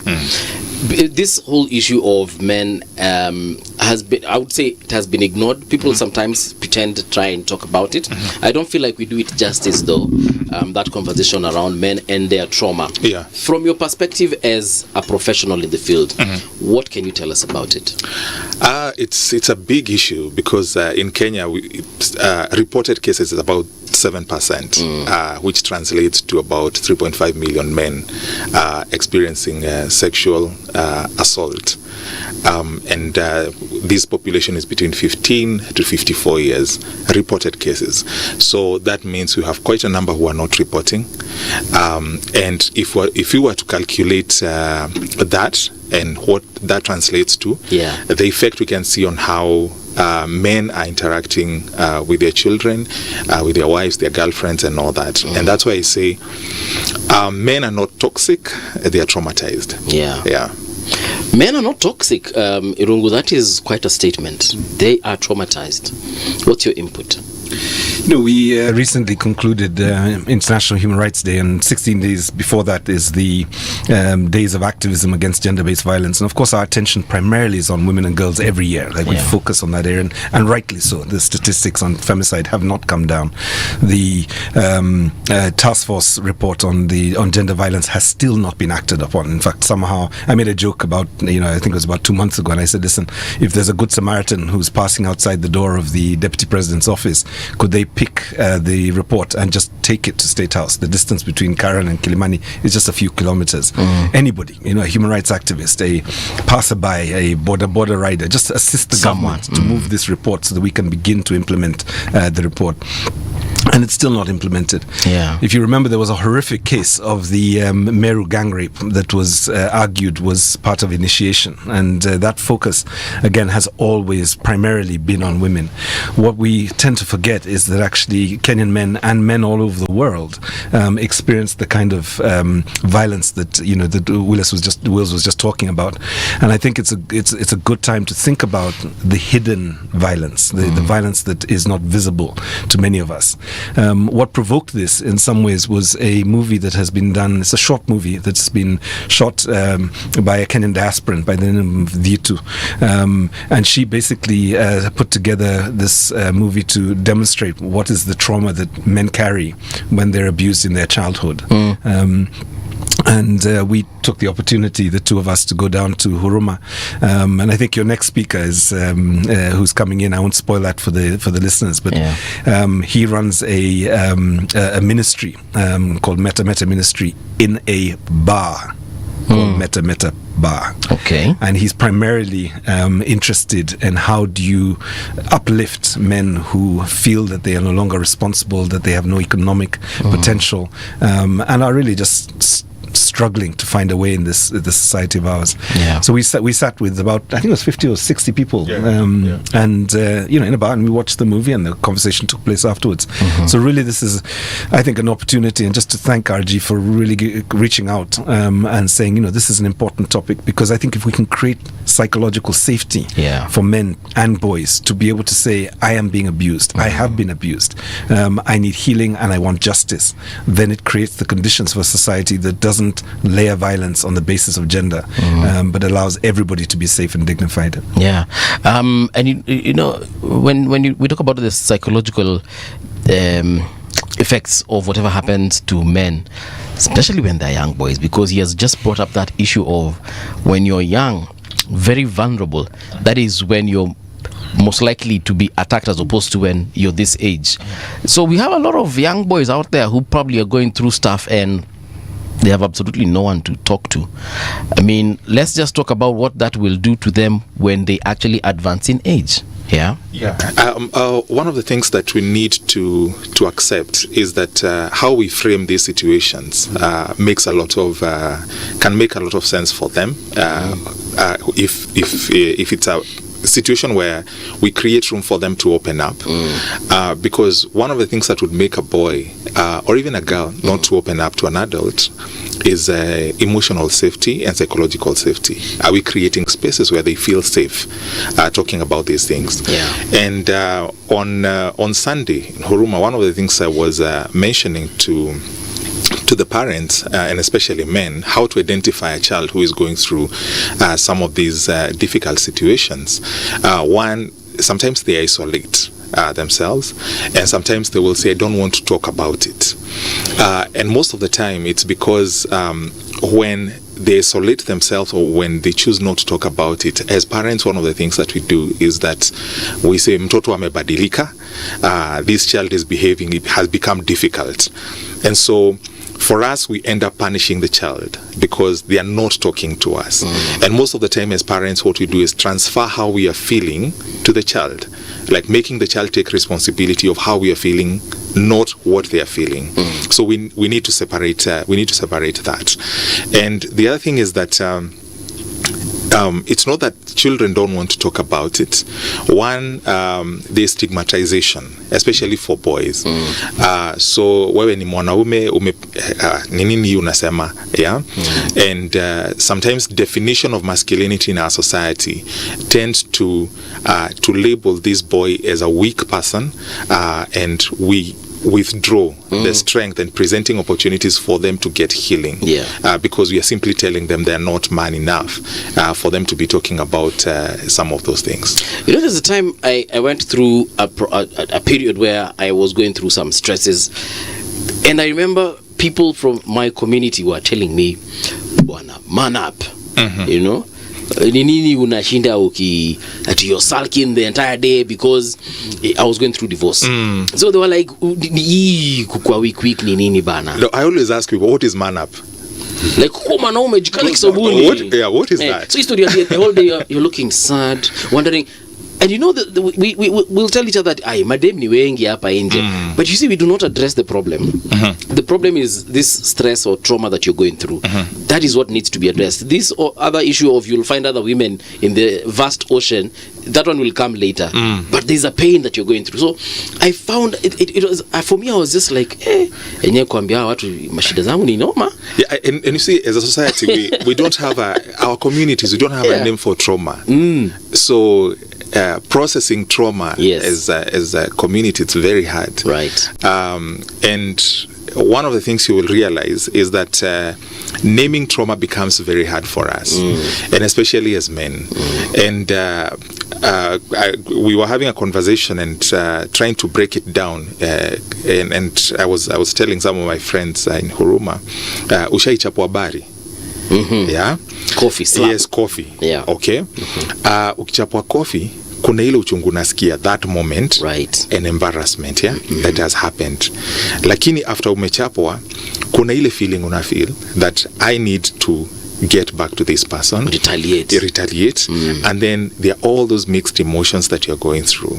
So trauma is what happens in you as a result of what happened to you. Okay. Yes. All right. I just want to add one point, because you talked about largely the numbers being of children or boys, let me put it that way. I was staggered when I started looking at the data. Data suggests that actually the most men that are at risk are between the ages of 25 and 35. Not children, not minors. So this year, the Nairobi County government basically, I think, recorded 500 cases reported to them of sexual abuse of men and boys. 500? One county out of 47. Yes. Right? Primarily, they are coming from low-income neighborhoods. You're talking about informal settlements. So that's the other thing. It has a class dynamic as well. So there's a generational dynamic, but there's also a class dynamic. And I think for me, what's really important is, like femicide, like violence against women, it happens primarily by people who know them, people who they trust. And that's why I think the shame and the stigma is heightened, because it's somebody, usually it can be a man or it can be a woman. Like in the case of the movie, his name is Eka. It was actually they didn't quite mention, I think it was a domestic worker or an auntie who assaulted this young boy, and many years later he's struggling to have an open relationship with a girlfriend, But the thing that struck me a little bit was just that whether it is male or female, that person will be somebody that they trusted, and it's likely that person is a person in authority, because most abuse happens by people who have a degree of power, and therefore it makes it much more difficult as a victim or as a survivor for you to challenge it publicly. I think that's the thing that struck me a bit. I've been in spaces where of course we discuss, like, hey, how can a man be raped? How can you be assaulted? Like, until it happens to you, that's when you realize all that was just talk. So what is the biggest issue? How does this happen? Because I cannot imagine that happening to me. Like it's almost like I cannot picture how that would, until it happens. That's what it would be like. Hey, yeah. The perpetrator's issue is his or her authority with power, his or her relationship with power and authority, and its misuse of power. And one of the things you will realize is that there are different factors contributing to this. One is economic, and then the other thing is social. And economic, I believe that economic empowerment is very, very important, and also social empowerment. But we also need to look at when this person was growing up, the victim, did they feel safe? Because in our society we have different cycles, and especially people who've experienced trauma, they go through different cycles, and one of the cycles is they never feel good enough. And so when this person is in a society, they are not feeling good enough, and there's someone who has power, they will demand or persuade them to do something contrary to what they believe their dignity deserves. And so sometimes it could be a boy at home abused by a domestic worker. It could be a workmate. It could be maybe you've gone out with your friends. Like some case, there's a case I handled a few years back. Sadly, because of trauma and high levels of stress, we got invited when this person died by suicide. And so what men will do is that people will escape pain through suicide, or maybe overindulging in substance abuse. I don't know if you've watched this documentary. It's currently on Netflix, of this rap mogul from the US who is accused of similar sexual atrocities. And for some of his victims, I heard that they would be dragged, and then they would wake up in the morning just feeling funny, and they would know something happened last night. Do we have similar cases here in Kenya? Oh, we have so many of those cases. I mean, to be honest, we know more of the cases that involve women, but there, I'm sure, many cases of this. I mean, I think things we have to kind of recognize, and Wills, I think, has pointed out, there are issues around, sex, forced assault as a form of punishment. Right. There's also assault as a form of, I guess, transactional sex, where a minor or a young man is basically being forced to something in the lure of this happening. There's, I guess, assault under the influence. So you wake up in the morning and you've got semen all over you, and you don't know where that came from, and you're feeling pain, and you realize that you actually been attacked when you were, you were drunk or you were not in full control. And the last one is just physical force. I mean, just having 3-4 men jump on you at the same time, pin you down. What can you do? I mean, you literally can't do anything. So I think these are some of the contexts. But I think for men, there's another element, which is the stigma of homosexuality in this country. Actually creates another dynamic, which is that if you've been taken by another man, then there is 2 levels of stigma as a result of the homophobia in the society. That this has happened to you, that you couldn't protect yourself, because as you know, men by DNA can protect themselves, right? And then the second one is that it would happen to you by another man.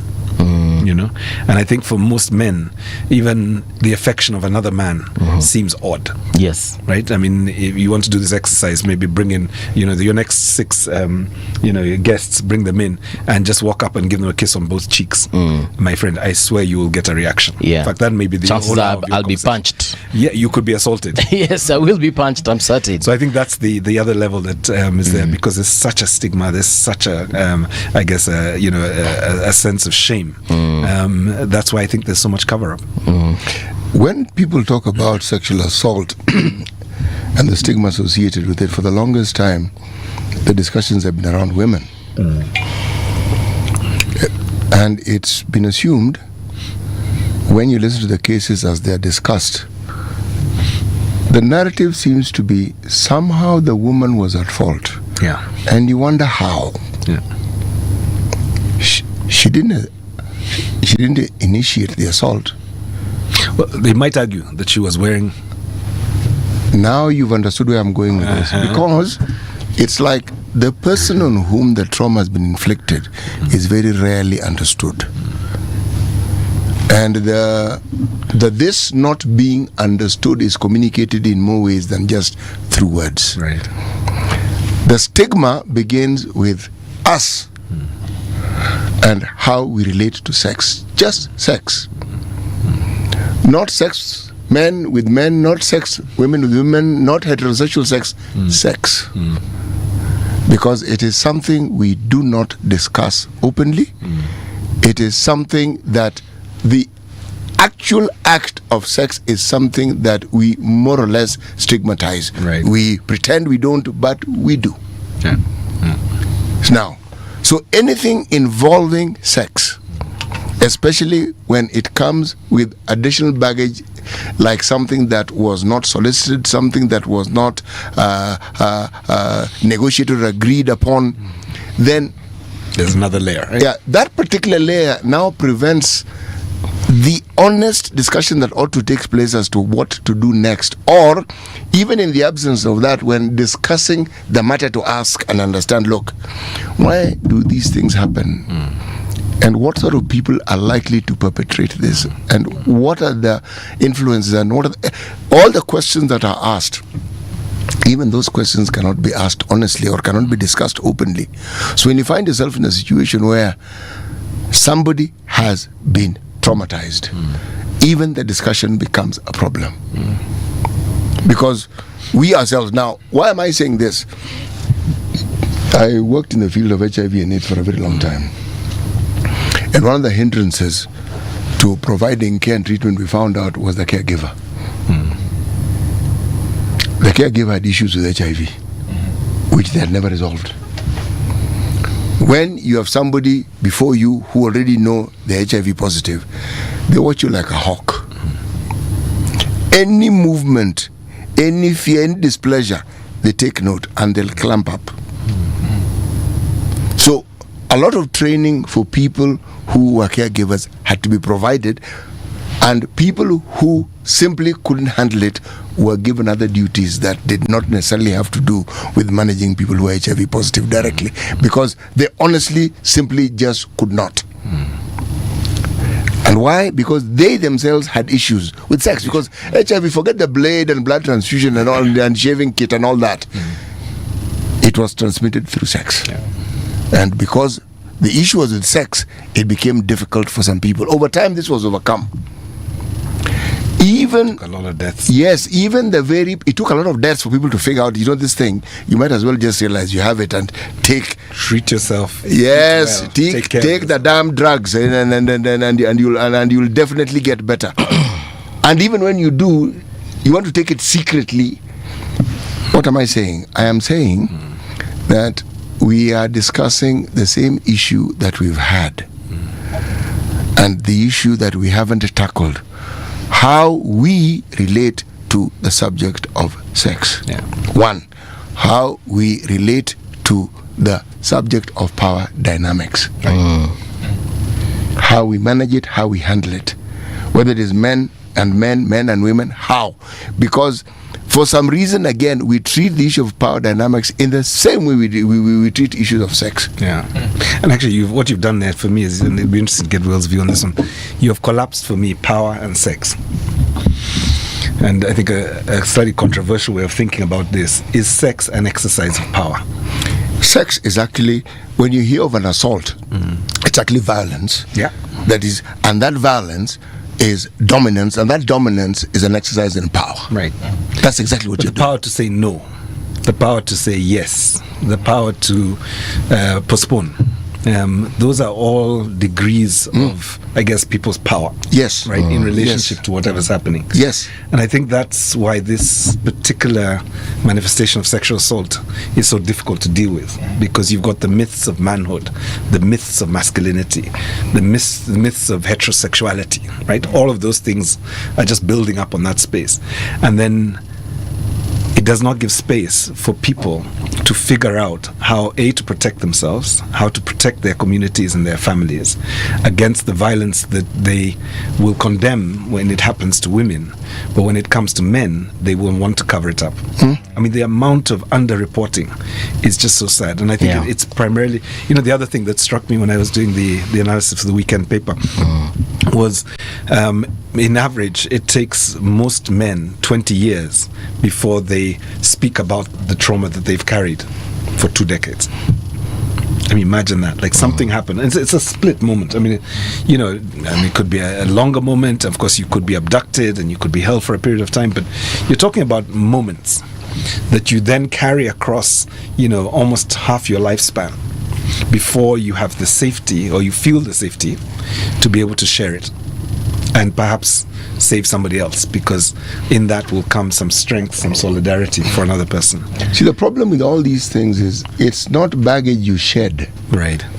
It's baggage you carry with you. It's always with you. It's with you. Suitcase it's always with you. It's actually under your skin. Whether you go to college, whether you are at the workplace, whether you are socializing, it's with you. It's always with you. Right. And if it isn't dealt with, it poisons your life, and it poisons your life in ways that you cannot imagine. One of the things that you will realize is that as a result of our life experiences over time, what happens is that we get in a space where we feel we are not good enough to share what we're experiencing.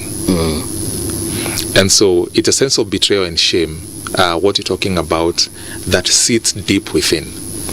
And if I can ask us, there are 4 statements I like giving men when working with men and boys. And how can we rate ourselves? 1 to 10. The first statement is, I am lovable. The second one is, I am worthy. I am enough, and I am exceptional. Give yourself a score for each. And what happens is that we all give ourselves a score.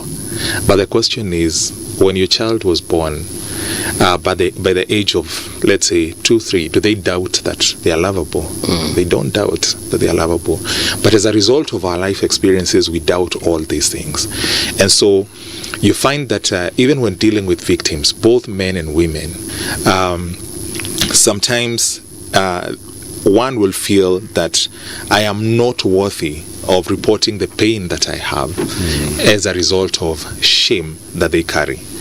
And I am not good enough to present this case. And sometimes even like the cases that we encounter, someone will feel for our criminal justice system, my case is not worthy to be heard by anyone. And also our reporting processes, like you mentioned, will go and talk about a man will, let's say, go to a police station and say, I was assaulted. So how do they receive that information about this gender? You wish you hadn't gone there. Absolutely. And so we also need to sensitize people and help people understand it. And the reason why I said our biggest issue as a country, one is individual trauma, number two is our social collective trauma. If we can address some of these things, then that takes us to the source. Before we talk about the results that we desire to see in our society.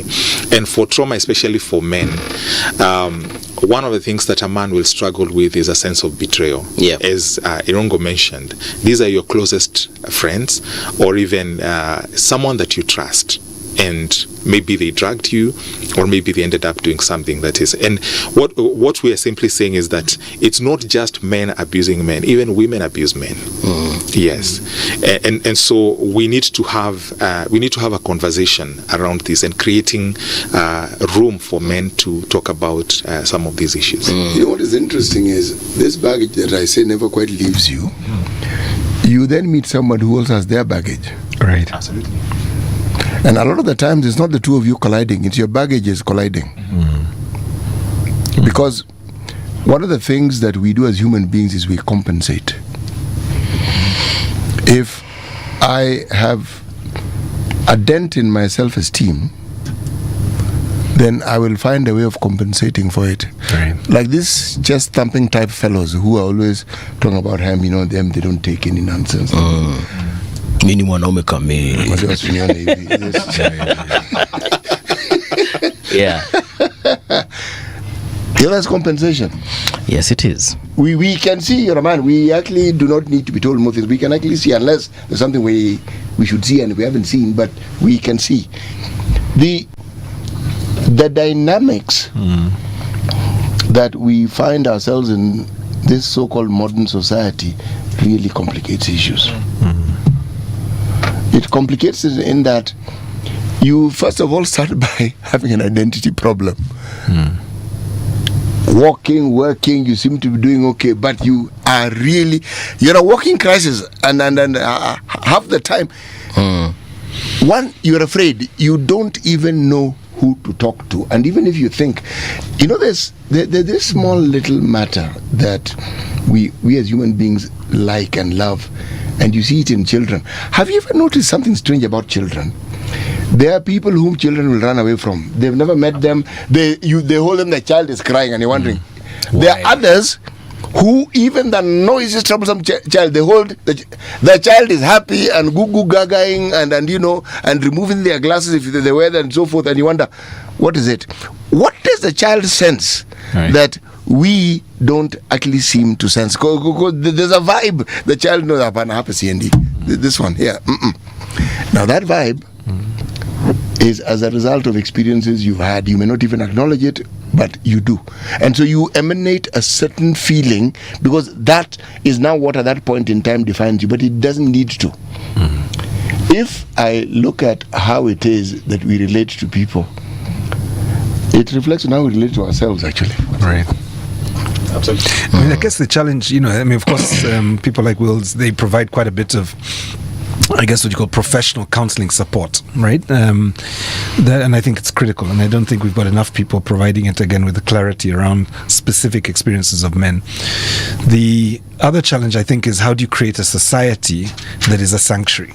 right? How do you create individuals who are sanctuary? They're not professional counselors, but they are people who can detect the signs, who can intervene, who can spot the danger signals, like those children, right?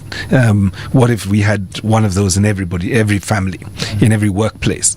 What if our workplaces had clear, safeguarding policies that don't just focus on sexual harassment as if it is a woman's issue, right? And I think that's what Dyutu's Mwiruri's movie did for us, which is to actually begin to open up this conversation in a slightly different way.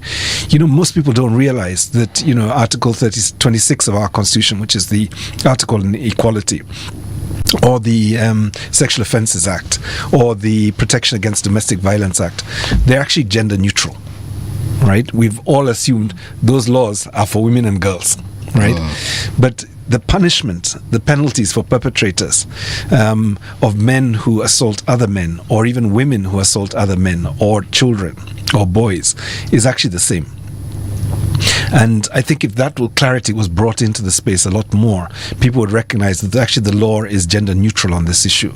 And therefore, there are penalties that come that you don't get away with just because you're male, right? And I think that's one thing.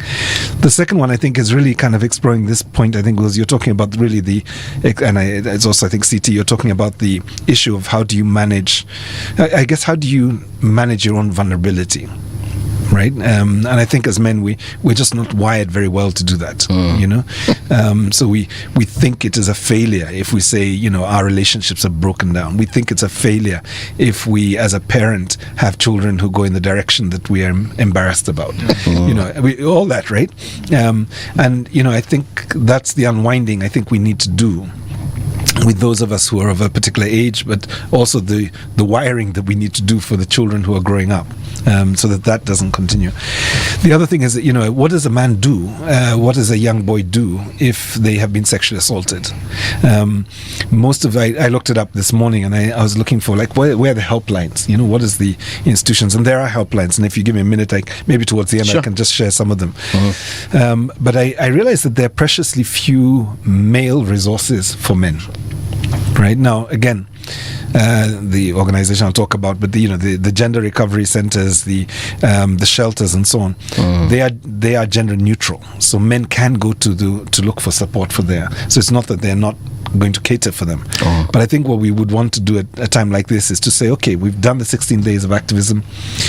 Could 2026 be the year when we see a concerted attempt to look at how to heal some of the men that are wounded in our society that are going on to wound others? I think that would be really great. What resources are there? I don't know. Well, you're more in this field. We don't have much as a country, and one of the things I would say is that, like now what you mentioned, quite a number of men, especially those going through difficult situations like divorce and all that, we are not socialized to name what we are going through. And anyone who has gone through some of these difficult situations, there's a sense of loss and there's a sense of grief. Whether it is assault, whether it is divorce, whether it is a loss of a business and all those things, there is grief because there's loss. And then that graduates to anxiety. So where one is hyper vigilant, and a man talking about anxiety, it becomes very difficult, because as a society we are socialized to think anxiety, these are issues of women, and even depression. Most men will not talk about depression because they are like, hapana, hiyo ni mambo ya ladies, he's here wanaume. Ama it's for the weak. Yeah, it's for the weak, okay? And the other thing is getting angry. So most of the time you'll find that men will ignore loss and grief, they will ignore anxiety, and they will dwell on getting the anger. And what we need to do is to move people from these stereotypes that these are gender issues, and help them process towards what is violated or what is not present for these things to happen. Because for loss and grief to happen, then that means compassion is not present and joy is not available in that situation. That happens for boys and even for men, for everyone in our society. John, what do you think men fear the most? Failure. Only failure? You've said the most. Yes. So according to him, it's failure. No, I'm asking, is it only one thing? That's really what I'm asking. Men also fear loss of identity and betrayal. And most of the time, the things that we build our identity around, when that thing is taken away or violated, what happens is that we sink. And most of the time, we are not even equipped to process identity. For example, like I'm a radio presenter, so that's my identity, Yes. or a banker. So okay, yes. If that is your identity, you're already in trouble. Absolutely, absolutely. No, I'm trying to look at it because there are folks. There are folks we have seen within this very industry who suffer through, like what you said, depression and other forms of grief because, number one, you are this high-flying person in your profession as a presenter, for example, as a media personality. Then suddenly you're fired from your job and no one else wants to hire you. That was your identity. Ulikuwa unajulikana kama Mungala Mbovi, that person who used to do that show. And now that you're no longer doing it, people have sunk into depression and even killing themselves. And it's not easy even now because we live for likes. Yeah, we live for likes. And sometimes the four statements that I asked about, what happens is that if we cannot examine our core values and ask ourselves what is my identity, then that becomes a big issue. And most of the time it's because we are a society that is materialistic. So it's either a position or what I own, that because I've been in forums at my younger age. We went for a meeting somewhere and a meeting with some relatives, and one of them asked me, do you have a piece of land somewhere? Yes. And I said, not yet. And he was like, basi wewe si mwanaume bana.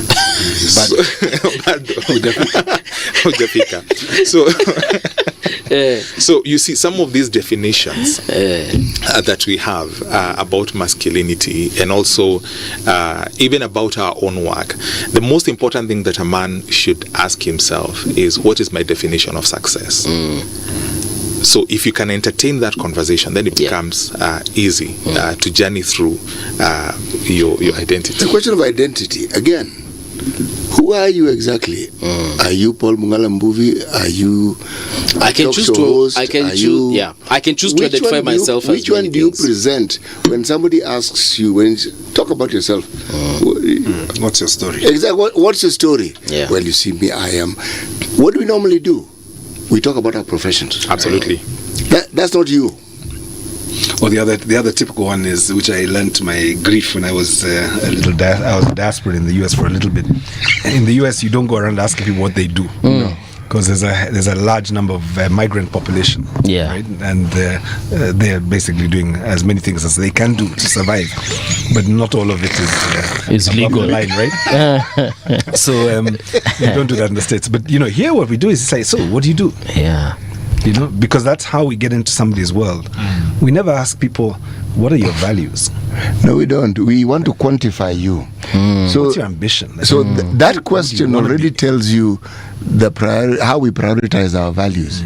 You see, when I was giving the example of a small child, what I was getting at is something very fundamental that we live with until the day we die: the need to be accepted. Yeah, absolutely.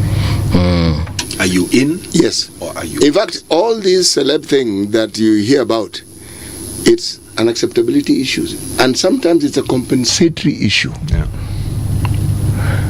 I was something before I joined radio. I was something before I was that something. Did that something else. I did something else before I did that something else. So what am I? Yeah. All these three things combined. No, those are things I did. Yeah. What sort of person am I? Yeah. Who am I? And does that change when you retire? Exactly. Or lose your job? Yes. But there's a reason why you asked what men are afraid of. There is a very good reason why I asked what men are afraid of. All these things that we talk about, and I'm glad John is here because John is doing something very, very, very necessary. He's compartmentalizing the understanding of this process so that you can actually see this equals this, this equals this. All the things we do revolve around that great need for us to be accepted. we really need to be accepted. A lot of the things that people do and the groups we hang out with, it's so that you are accepted. Okay? When you're a status dropout, you are seen as rather strange. Because you are not with the crowd, and people need crowds. You can hide in there. One doesn't have to ask you specific and direct questions that you then have to actually ask and answer. See, for me, Irungu is my friend. In fact, for full disclosure, yes, and not just friend. He falls in the category of what you call a family friend. Yeah, somebody you know very well, not quite well, very well. So, if I talk to Irungu, I can actually be very blunt about very many things. But that is because of the relationship we've built. And that's why I'm identifying him on radio as such. The people have not identified that, will just say, I know the person. we have met. We have met. Yeah, I know him. When you talk about acceptance and rejection, yes, you've got it. Yes. There are actually 3 levels. So the first one is shame. Yeah. Okay, most of us, we show up because we are fighting shame. Okay, and most of us show up because we are fighting guilt. And with those two, we are seeking to compensate. Okay, so that we can be accepted. So what we are fighting, the core here, is rejection. Okay, so that answers what do men fear. Now you've gotten to the heart of the matter. Go on, please. So with those 3 things, what is the greatest need here? That's what they fear, but what is the need? Because for everything that we fear, we need to ask ourselves, what is the presenting opportunity? And the greatest need here is compassion. And the other need here is understanding. And the other one is choice, what Irungu talked about. Because as a result of our life experiences, we lose our agency. We lose our power to say yes and to say no. Why? Because I don't want to feel guilty and ashamed, which might make you reject me. Yes. Okay. You lose the power to be honest. Absolutely. And coming to what you mentioned about children, and I've seen it with my younger, my little son. We'll go to a supermarket and he will identify a man. Like last week we went to one of the supermarkets. He sees this elderly man and he says, hello. So the man didn't respond. So he said, I'm talking to you. That's a great job. He took charge. Yeah. So the man responded. Yes. Then he said, Daddy, let me go say hi to him. So he went and hugged this man. And for me, it was so powerful. I was asking myself, what is it about this? And so what children identify is someone who shows up authentically.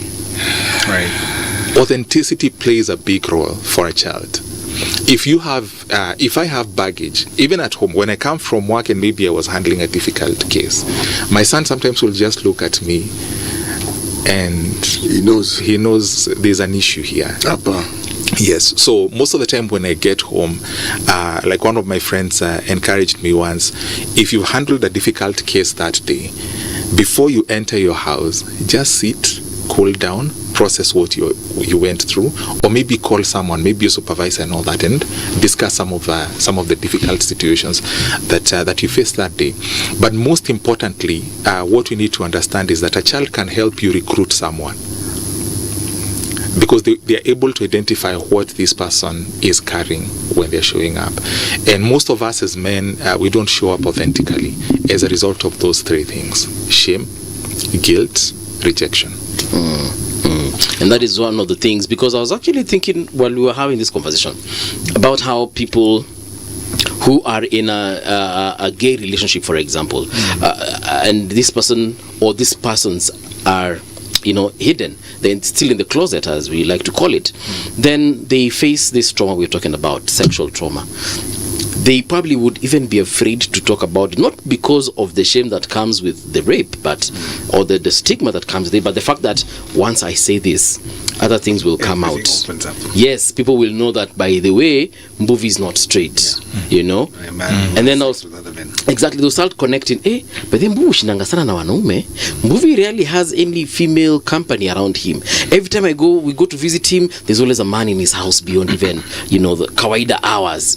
Could this be? And you know, so, and that it just reminded me from what you've said, that people will actually hide even deeper and deeper, and I cannot imagine now how many people out here who could be deeper in this trauma that we're talking about, things that happened many years ago, and they're still living with that trauma today in 2025. Our relationship with victims as a society is distorted, completely distorted. And that's why like now you'll hear people asking, alikuwa anafanya nini huko? Or hiyo usiku. Certainly it is your fault. Yes, absolutely. Victim blaming. Yes, now. Victim blaming. So alikuwa anatembea usiku kwa nini? Okay? And sometimes huyo msichana alikuwa amevaa hivyo kwa nini? And what we fail to understand, the person asking that question has an issue, because it's their thought processes messing up human dignity. Because dignity is not negotiable. Wherever someone, whatever is happening in someone's life, the most important thing that we need to uphold is dignity. For humanity. And make sure that we protect the rights of each and every human being. And so I believe that we need to change our relationship with how we view victims as a society. And the other thing is that forcing people to take responsibility of our distortions concerning some of these situations. Yeah. You know, one may think that this is a never-ending vicious cycle, but there's a simple understanding of just who we are as human beings. We are complete as human beings, but we also work in progress. All of us. And that's what makes life interesting. When you're young, there are things you experience and it's good. You get married, it's interesting. Children now, you really start growing up, because children are actually meant for parents to grow up. Just like marriage is actually meant for growth. It's not meant for these things that you people like saying. Love is a good thing, by the way. Which things? You see, you. Short fire. It is a good thing, and Hollywood has sold it very, very, very well. Yeah. Okay? What Hollywood doesn't sell well enough is certain qualities that you must endure have in any relationship. Right. One, the ability just to endure, the ability to be wrong, the ability to fail, the ability not to measure up, and just the ability to acknowledge that I can't do with this. You know, Let me give you one of my favorites, because I think, and I hope that one will be played back and back by the people who are watching. The other one is the ability to hold two conflicting ideas at the same time. We are so socialized into good, bad, black, white, yes, no, that we cannot deal with ambiguity. And actually, change primarily happens in the ambiguity. Right? So being able to see, I mean, you left me with something there, John. The point about fear is a good one to recognize. The point that you gave me was that fear always presents an opportunity. Right? So you come back to the question of choice, you know? So there are places you can go for if you are sexually assaulted. There are places that you can go and seek help. There are places you can go and seek justice. The law protects you. Right? Just because you're a man, it doesn't mean that the Constitution has exempted you. Right? And I think just because I know we're coming to the hour, I wanted to just share a couple of numbers for people who may be out there. They may be worried about, they may have enjoyed the conversation, but it's like, okay, so practically, what can we do about this? And I think there are two institutions. There are several online, but I would share these two. The Gender Violence Recovery Center is called the Gender Violence Recovery Center for a reason. It is essentially dealing with the issue of gender-based violence. The number 116, you can dial that and get support. 0800 720-565. 0800-720-565. These are two numbers that will get you access to the Gender Violence and Recovery Center, and there are several all over the country. The other organization that was with us on Sunday, and I just want to say thank you to the team here. You know, I actually don't do manuals as a principle, because I realize that it's too easy for men to get into a studio and then start to banter, and then, you know, as we can probably remember from another radio station, we start saying things that we regret, right? So it's always important to keep the diversity in the space. Yeah. But this was one conversation where actually I have enjoyed being in the space with three other men to discuss an issue that affects us. Wango Kanja, herself a survivor, has a foundation, and her number is 0722-790-404. She was very clear in the discussion we had on Sunday that they take all gender survivors. Right, they take men and women. Right, so that number again is 0722-790-404. And maybe the last thing perhaps is for those people who are watching and so on, if they have numbers of reliable gender violence recovery centers and even help desks, I think they should share it on your different platforms. So I just wanted to conclude on my side with that. All right. John Wills, how can we also get in touch with you in case someone wants to have a direct contact? One can contact me. Twitter handles Sir John Wills. They can reach me through that, or even my phone number 0724-229-653. Yes. All right. Yeah, thank you. Asante sana.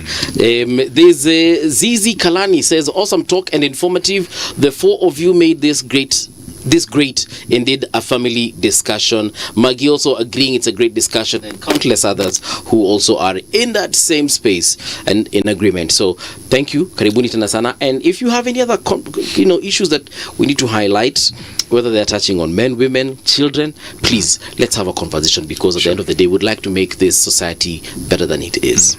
All right, we're taking a short break, but we shall be right back to have another conversation in that last hour.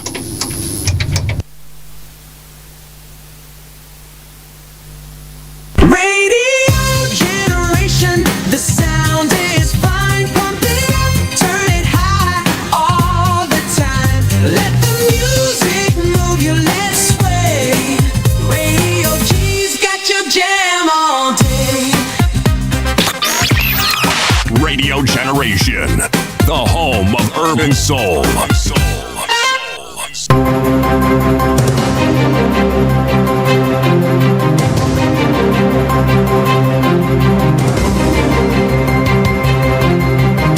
This is the Radio Generation News. Good morning, I'm Winnie Maganga. At least 126 criminal gangs have been identified in Nairobi, according to Regional Commissioner Gilbert Kitio. He says targeted operations since October, including arrest, intelligence mapping, and community policing, have significantly improved security ahead of the festive season, despite earlier unrest. He was speaking earlier today on Radio Generation. Around October of this year, 15th of October, we launched a program which we call the RRI on insecurity and organized crimes, and even the goons. So what we did is we did the mapping to understand these groups. That's how we came up with the 126 groups. Then now we are targeting the individuals, because we have their names, we have their contacts, and we have everything. So we are targeting them. And so many of them have been arrested, and we continue arresting them even now. The government has announced emergency measures aimed at shielding millions of Kenyans from a worsening drought that has devastated crops, reduced pasture, and pushed vulnerable communities into severe hardship. At least 2.1 million people in 32 counties have faced food and nutrition shortages, a situation officials warn could worsen further without rapid action. Deputy President Kithure Kindiki said the government is coordinating immediate relief efforts alongside longer-term measures to strengthen resilience. More than 2.1 million people in Kenya are food insecure at the moment. The weather forecast is that the short rains should be ending in the next few days by the end of this year, or even get January, February, and March. Doctors in Garissa and Embu counties are set to benefit from promotions and secure employment terms following separate talks between the Kenya Medical Practitioners, Pharmacists and Dentists Union and two county governments, with agreements reached on long-standing labor concerns. In Garissa County, KMPDU Secretary General Dr. Davji Atela said the union held discussions with county leaders led by Governor Nathif Jama on December 5th, 2025 at the county offices located at Blue Violet Plaza. The meeting focused on stalled promotions for doctors who had met the required criteria. Tharaka Nithi Governor Muthoni Njuki has warned public health practitioners against engaging in private practices during official working hours. Governor Njuki accused young doctors in the county of being extremely ambitious but wanting many jobs to make more money. He said some doctors are using public facilities as a retention ground to generate patients for their private practices. These Gen Z doctors we have nowadays, they are very ambitious. They want to have 3 jobs within 24 hours. They want a job for county government, they want a job in a clinic in town, and they want another job in Nairobi. I was hoping Davji would be here. I'd invited him. Where is Davji? Davji, please. Can we clap for Davji? He sent Miskela. Can we please clap for Miskela? We recognize you. They are very supportive nowadays. And that's the truth on Radio Generation. Good morning. I'm Winnie Maganga. The views and opinions expressed on this program are those of the guests and do not necessarily reflect the views of Radio Generation. Radio Generation assumes no responsibility or liability for the interviewee's views. This is Radio Generation. In the beginning, there was morning radio. But now there is Radio Generation's The People's Breakfast, curious and bold, getting facts from the shadows. That's what it is. Now, as the city wakes and secrets stir, a bright new voice shines. The People's Breakfast, your morning, your voice, your journey. Good morning. Good morning, my neighbor. Welcome to the home of hard truths and bold insights, Radio Generation. We are back indeed. It is the People's Breakfast on 88.8 FM Radio Generation, 90.7 in Mombasa, and we are all over the world on radiogeneration.co.ke. Kama kawaida, City Muge is in the studio. City, there's this issue we were just having, talking about rather in the last hour, and I feel like perhaps with our generation, that is the millennials, perhaps even some Gen Zs. Actually, let me just say, Gen Zs, millennials, kurudi nyuma. Perhaps we shall still have this stigma until that generation is completely done, and the generations that come after that will be the ones that will probably have zero trauma. It won't happen. What do you mean? What won't happen? The stigmatization won't end. No. What we will have is a greater understanding of some of these issues. Yes. But when I say a greater understanding of some of these issues, I'm actually referring to a greater understanding of who you are as an individual. Just getting to understand yourself and how it is that this person you understand relates to the world. Yeah. Because in the absence of that understanding of self, simply as I can put it, how do you relate to other people when you are not even certain who it is relating to the other people? And that person we're referring to is you. You see, now, I don't have statistics to support my argument here, but I'll say one thing. Your generation was actually very strong emotionally. Unaona kitu tunaambiwa kwa mwanaume, nyinyi mlikuanga na hiyo kitu ya kukua mwanaume. No, not really. Then when it came to now us guys, millennials, we also have some what is it called, some degree of undume ama wanaume, if I'll use that particular whatever. But then now the generation that came after us, the Gen Zs, no, what you're referring to is a certain cultural identity that we have, ndio sasa, and we inherited it from our parents, who inherited it from their parents, and who essentially you acknowledge it because one, our parents grew up in the rural areas. Yes. So their value system had clarity. This is what they did. Okay. Then grandparents, parents, same. Us, we spent some time in the rural because we were taken to the rural areas. Yes. And so we took out some of those cultures because we lived with our grandparents sometimes. So we understood. Okay. True. That association lessened, and as it lessened, so did the influence. Yes. So there's an expectation, a cultural one, without the ecosystem within which that particular expectation can be nurtured, and yet it exists.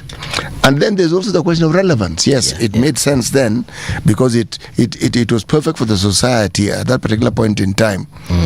But just the dynamism of life, it may be relevant, but in what form and how should it be expressed as being relevant? You see, when you look at what I refer to as the Western concept and how they determine and define relationships, believe me, you may think that prior to them introducing the understanding of these things that we never had anything that worked. We did.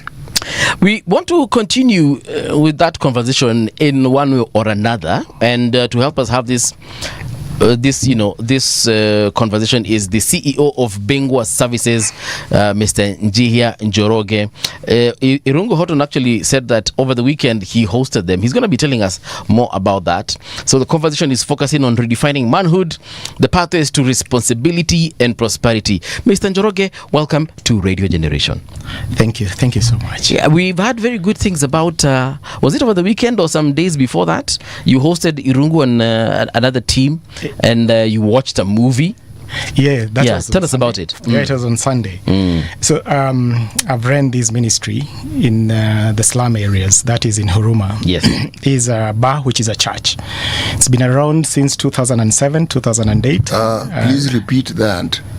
It is a bar which is a church. Yes, Monday to Saturdays it's a bar. On Sundays converted into a church for the same consumers to come and just enjoy the word as they enjoy their drink. Okay. Yes. Continue, please. Yes. So, I hosted them on Sunday, and there was a movie that was being screened. This is, his name is Echo. This is a movie that is produced by a young lady in the US, and she plays in the space of social issues, stuff that arise within the communities. If I can recall some of her movies, is Black and Black. This is how Black Americans clash with the Black immigrants in the US. I think this is out of her experience. 15 years later, it's her story, being separated from her mother for 15 years and then being rejoined, how that played around, among others. I think she's also done one on CP, cerebral palsy, and the stigma that comes with that, parents hiding their kids who are having CP because they're embarrassed in one way or another. So and so on Sunday I hosted her and her crew to screen. His name is Echo. His name is Echo is young men, young boys who got sexually assaulted when they were kids, and they still live out with that trauma. So, and then we had a panel of experts. One of them, John, who was here earlier on, and amongst others, a lawyer where they can turn to for help. Wangu Kanja from Wangu Kanja Foundation, survivor herself, and also a young man who is also a survivor and bold enough to come out and talk about it. So that was the event on Sunday. Why she chose to screen it at Meta, I think maybe because of the connection. It's a men-biased ministry. So that's the event that was on Sunday. Okay. Clearly, it is, from the sound of things, it was an interesting moment. Perhaps one day, one time, we shall be invited. Yes? Anyway, let's talk about this whole issue of redefining manhood. According to Mr. Njoroge, what is manhood? Because obviously different people would have different definitions depending on who they are, where they come from, their culture, and so on and so forth. Maybe perhaps from a perspective, we would like to understand what manhood is. I'm not an expert in this area, even in the topic that we are going to talk about, but I think what I do best is to share my story. Sure. And I think it's in sharing my story that I come to discover things along the way. So I have two parts of my story. The first part was 0 to 28, and the second part is 28 now to 56. And I really look forward to next year, March, when I turn 56, because that will be really showing the other half. How have I lived the other half, as a man? Growing up, I found myself in a family with a mother who had two boys without a father, and later I found myself in a family where there was a father. And so my mom got married to my upbringing dad when I was about 4 years old. And the setting was not really, the normal home, because here is a woman who's come with two sons to another man's home, and in this man's home there is a mother, there are also siblings, and not really welcome, because they see like this son, who is the most progressive, has brought in another woman who is sort of a competitor. So grew up in a very hostile environment, would find chaos, insults, abuses every morning from my shosho, who I grew up knowing as shosho. And I think my dad was lost in between supporting a mother and supporting a wife. And I would find a very calm man. I mean, he was not supporting any side. And I think I've picked quite a lot from him, just by observation. Until now, I was growing. At age 9, I was taken into a boarding school. I didn't know my name. I only knew my one name. Yes. So when I was asked, he dropped Naivasha boarding 1979 and left. And then I think things were a bit rudimentary, whereby you are registered after parents have gone. I mean, I tried to figure out that. I can't comprehend up to date. So my dad is gone, and then teacher comes registering us. And what's your name? Njoroge. What's your other name? I didn't know. At the age of 9? At the age of 9. I didn't know my second name. Yeah. And then I think the teacher really pressed. So I did not know my dad's name as Njehia, which he also came to change later. I knew him as, how was my dad being called by other people? Peter. So I said Njoroge Peter. And that's how I was registered. Right. But there was a Peter Njoroge in the school. So there was a game. So you were two of you. We were two of us. Right. There was like a conflict there. Yeah. So but by the time I was getting into, and I had a pet name which I used to be called Boy, in Kikuyu, Boy, Boy, Baba Boy, Mama Boy, Believe me, every community in this country has that terminology for a child. So, Boy. Actually, we have Boy, we have Nana, we have Toto. There are several of them. So come to realize that my dad's name, at now when I was about to sit for the KCPE, I was to sit for CPE, the initial one, 83, the last one, and then I just, my grandfather died, my mom's dad died, and I had to go for the burial. Coming back, I think the head teacher just looked at me and decided, this guy can't sit for the exam. So I repeated to class 6. So I couldn't stay with the class 7, the last class 7 in 83. Why 2 classes? Because I couldn't continue being in class 7, which was sitting the exams. And I had to go back to class 6 to wait now to go to class 7 the following year. But there was no class 7 in 84. The first KCP was switching from CPE to KCP. So I did the first KCP in 1985. So you were the first part of the first cohort. Yes. I lost 2 years. I lost 2 years. You get. So just now, it's at that point in your mind, were you prepared for the exams? I can't remember.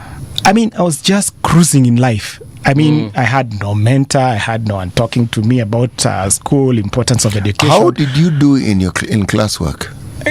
I just think that loss of 2 years was such a blessing, because this KCPE, I passed so well, and I went to a very good school, a national school then, and I think a national school was a good school. I mean, it was a sure bet that you go to university. Yeah, and by then we were actually being paid to to read. You know, we used to get boom. Yes. Yeah, and so it's at that point, at that class 8, that I got actual name for my dad, Jehia. So I registered as Njoroge Jehia. In fact, today, as you're calling me Njoroge, I'm feeling a bit awkward because I use people Jehia. used to Jehia. Okay. Yeah, but it's okay. It's Right. okay. So I've adopted that name completely. So I think that first phase, and with I went to a boys' school. Naivasha boarding was a boys' school. Starehe boys was a boys' school. And so I meet for the first time girls in uni. I have no close relationships with women, you know, all the way from school. And so what were you studying at the university? Business management, agri-business management. Again, a first course which was being tried as a guinea pig between a Canadian university and Egerton University. So I did agri-business management. So, and again, I went west, you know, in university. In fact, I had a nickname that was not associated with anything good, and that's Jesus, you know, nickname Jesus, but a leftist, you know. So, and I think that again brought Why were you out called Jesus? them. It came from Starehe. I'm on duty at the pool as I'm on guard, and then a young man, Griffin, had a rule that by the first half of the term for rebels, newcomers, Form ones. Yeah, Form ones, you must learn how to swim. And so I'm on duty on a Sunday, and this young man slides from shallow end to deep end, and the guy is down at the bottom of the pool. Someone spotted him. I also saw him, jumped and got the guy out. Artificial resuscitation. Guys comes back to life, start coughing back. Okay. And then after that, called me Mwokozi, Savior, Jesus. And then actually thought it's because you walked on water. no. Then another friend of mine, I go to uni. He was there like a day or 2 days before. Then I'm coming from Upper Mess, which was a bit high on some hill, if you know Egerton, and then down to a Kennedy mess, and a nice, small, petite, good food mess. Yeah. And then everyone is outside the door waiting for the doors to open for opening ceremony, and then the guy shouts, Jesus! You know, and then everyone thinks that Jesus is coming down, and then, it is! You know, and then it's just popularized and it's stuck, and yeah. You have lived a very interesting life. But anyway, continue. This thing is going to get interesting. Yeah. We are at the beginning. Tuendelee. So at the point of really coming from a dad who is very cool, a chief, you know, and the chiefs of those days were chiefs of integrity. They would walk with their stamps, with their forms, you know, in their pockets. They had these large pockets. They were working offices. And he was also a man of integrity. He was a straightforward guy, not corrupt, and I never had anything, you know, being pinpointed on him. Also a disciplined guy. Amongst all his brothers, he's the guy who reached 80s because warned by the doctors about a certain, you know, behavior within the family, and he toed the line and he just survived. So this is a man who brought me up, yet not my biological dad. I came to discover my biological dad when I was in my 30s, mid-30s. That's what is an interesting story. So this is a man who founded me. And then boys' school. Who is my mentor there? Again, Griffin. And I turned to 28. I've left campus again in hard games, rugby team, you know, noise, a lot of, you know, all the things that young men do in campus and doing them. And then I leave campus. By the time I was leaving a business student, I was trying to figure out, in case I leave and I don't get employed, what business will I do as a business student? So I mapped all the businesses. put them down, put all the parameters in a business, credit period, ease of entry, ease of exit, all those parameters. And then what topped was funeral services. But it just stuck on at the back of my mind. And looking at the culture where I'd come from, we don't touch dead bodies. I mean, actually, we sort of, but this now has been the business that has come on top of my mind, and I think I need to deal with it if at all I'm going to ever think about executing or implementing it. Campus, and I think at the point of leaving campus at 25, a lady, that time I'm hustling. I'm in Eastleigh. I'm working in a fuel dump.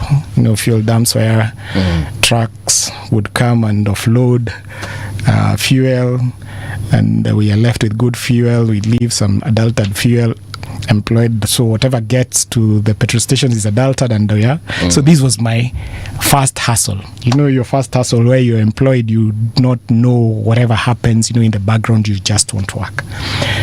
And so I'm at the stage, my shags is in Limuru, Riara Ridge, near Nazareth, so I'm waiting for a mat. At the stage, I find this young man, Martin, who would work for my mom once in a while. And so, Martin, sasa, hey, what's up? Nenda wapi tao? We called Nairobi tao from home. Okay, so what are you waiting for? Susan. Okay, Susan Matiba's daughter.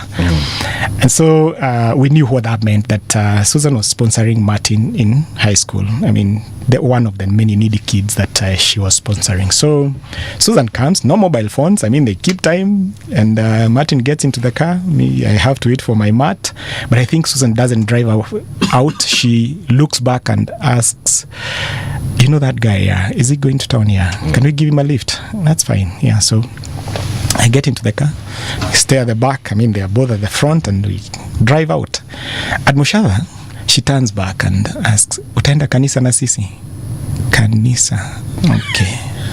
I'd never been to a conventional church. I didn't grow in church. I mean, so Jesus has never been to a church. So I'm like, okay, sawa. So I end up at Nairobi Chapel. Nairobi Chapel is where now Mamlaka Hill Chapel sits. So, because my jacket is still ponging fuel, having worked in a fuel dump, you never, do away with fuel. Yes. So I want to sit as far as possible from everyone else. So I sit at a certain door, which had a recessed wall, and there's a chair there, so that I can exit as quickly as I entered. Yeah. So immediately after the church, I get out and I go. But that moment I landed in that church, I loved it, to every bit. Beautiful girls singing nicely. They are clean. I mean, I'm like, it was a lovely place. Yeah. Even my spirit is uplifted. I mean, just by the presence. Because growing up, I didn't go to church. I was introduced to these medicine men who slaughter a goat facing Mount Kenya, praying and, chanting and those things. You take your dreams to them. Yeah. That's a kind of religion called Thai or something. Thai, those guys. Yeah. I mean, and I grew around them, by the way. Yeah. So coming from school, I would drop somewhere at Uplands, and then I go. We go with my mom. She takes me there. So that is the church I knew, or the religion, so to say, that I knew. And but I came to question and see it's a lot of nonsense. So at some point, I just bolted out. When I was in Slee, I tried again Islam. It was not working. I had again tried seeing these daktari kutoka Kitui. Yeah, and then you go. Wait, when you said you tried Islam, like you did the whole, you went to a mosque. Yeah. You professed the faith, everything. Yeah, I mean, I have a photo I can share with you. I believe at you. Some point. I believe you. Yeah. So you tried. What was your name then? Jesus. In fact, because we had been expelled once, the security couldn't get my name. So they summoned me as Njoroge, into brackets Jesus, because at the registration was Njehia N. N cannot be Njoroge. It could be Nicholas, it could be Nathan. You just assume it is an English Nicodemus. You assume it's an English name. Okay. So Njehia, and then my file number. That was my registration. And so by the time even they were summoning, they were not sure whether Why were the police summoning you? The security. Yes. Riots in campus. Oh. You know those riots of campus, and you're caught in mix. We were about 69 of us expelled. I was expelled from university. Were you among the leaders? No, I was a mobilizer because I had a trumpet and I had a bell. Then you're a leader. Nyinyi ndio tunaita ring leader. Ring leaders. But there were the ring leaders Yes. who would come and tell me, no, Njehia, kesho saa moja usiku jioni. Please, Jesus. Kesho saa moja usiku jioni. We need people at the graduation square. So you are a cheerleader. Whatever it is. Yeah. A mobilizer is a serious person. He's a person who he's like a chief whip. People adhere to his call. Yes. Okay. So ukienda kwa watu tunatibu nguvu za kiume sasa. Not nguvu za kiume. Mgwenga kutoka Kitui or Loliondo or wherever. They promise you what you're looking for. And for me, at this point in time, between 25 and 28, what am I looking for? I'm looking for stability. Did you actually finish your university? Yes, I did. Now, what happened, how I finished, in the same group of 69 was Minister of Finance cousin then. And there was also the Minister for Higher Education, Kamodho, was a friend to one of the fathers of the guys expired, one of the 69.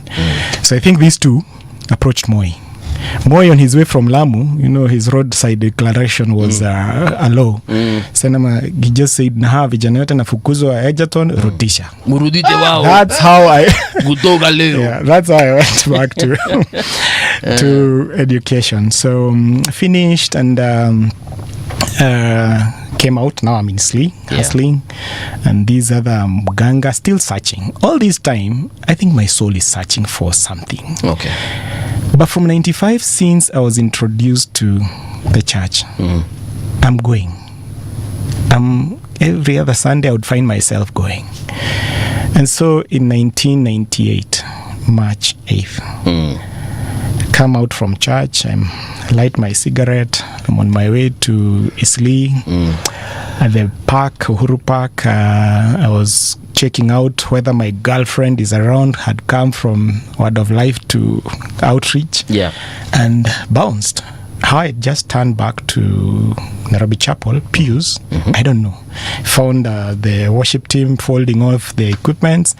I had been there for 3 years. I knew the sinner's prayer and just gave my life to Christ. And that was it. And things, literally like what Paul says. This was on a Sunday? On a Sunday, March 8th, 1998. You had a Damascus moment. I had a Damascus moment, just like Paul. And then things that I was struggling with, imagine they just ceased. And I think I just realized that what my soul had been searching for, in those Kikuyu stuff, in the mosque, in the Loliondo guys. I was at some point an atheist. There are some guys who came to preach to me. I picked their Bible, lit it up, and they grabbed it and took off. And I think my soul was searching. But when I found this Damascus moment, I found Jesus. I think that was it. And I knew what appealed. What you were at church. Yeah. Dem ndio huyo. Yeah. Nimebounce. Yes. Ameku stand up. Yes. Oh, she probably had a reason. Yeah. You go to church. Why did you think you needed to go to church? Remember, I have been there for 3 years now. From 1995 to 1998. And somehow, it's not just now no longer about the beautiful worship. There's also sermons which are being preached. I think they are making sense. I think going back and checking what was said. I think when a soul is searching and Jesus comes, is calling and feels it, you just know that you found what you've been looking for. So I cannot say I had this altar call or it was a crusade, I was just all alone. Even at that point in time that I was surrendering. And at that point of surrender, I knew, Njehi, you are a different creature. Let me ask you something, because you've given us a very interesting journey of your life. Ever since you were, a young person, you got to do, sit for your KCSE, and then you went all the way to the university, and whatever happened, and then eventually you found yourself in the church. At any one point, did you ever question, number one, your masculinity? Did you ever question your identity? I did not at that point in time. I came to question it maybe 3 or 4 years into employment. That was about 2004. I was in my 30s. And the questioning is not really that about whether I'm man enough, but because I think at this point of the first 28, yes, my formation was my dad, my biological dad, my upbringing dad, and my uncles, who taught me how to drive at 7, and my grandfather who was late then. These are the men who had been around my life. And so I did not have any worry to question. But also looking at how my dad was dealing with my mom, I've never seen my dad, placing a hand on my mom. I have never seen them having a public spat. Neither have I seen my dad, telling my grandmother off, from her family. So I think that's the manhood that I grew knowing, and also now being in this boy setting in primary, this being in boy setting, another man, Griffin, who really demands for respect, and boys, taking charge of themselves in their lives, and bringing out those energies very positively, because I think unless you use that energy from the boys, it will go to some destructive areas, and I would see what is punishable, where you cross the line, and what is punishable. So even in my unruliness in the university, it's that prodigal son moment. And so I did not question. So as a man being raised by these men, I did not have an issue about questioning anything around myself. But in Continue. it is in my second phase now, within 28 now, to the journey here after salvation. And remember, I had not been to a church. My career life after university, I got a job, so I did not go into the business trade. I worked for software technologies 2 years, then breweries 10 years, then banking 3 years. So in breweries, it's when I've just given my life to Christ, and then I pray for a job. I used to leave bars because my wrist is tired of lifting, not because I'm drunk. But now I'm working where it is brewed, and I'm born again, and this is a job I've prayed for. I'm like, now. But remember, Jesus turned water into wine, eh? I'll tell you the story of the wine and the water. Not turn water into beer. Yeah. Beer actually is a form of wine, but conversation for another day. Alcohol is alcohol. Yeah. So, and the guy who introduces me to BSF, BSF is Bible Study Fellowship. Okay. I find him working at breweries. And so I'm curious about how he reconciles his faith with his mandate in the office. Actually, him is not a problem because he was working in the stores. Me, I'm the problem because I'm in sales. I'm doing promotions late into the night. Also, you have to sell this drink and tell people this is the one to have. Yes. Okay. I have entertainment allowance. I have a voucher. I can just write for you a few crates. You go and pick from a distributor. Yeah. Do you still have them by there? No.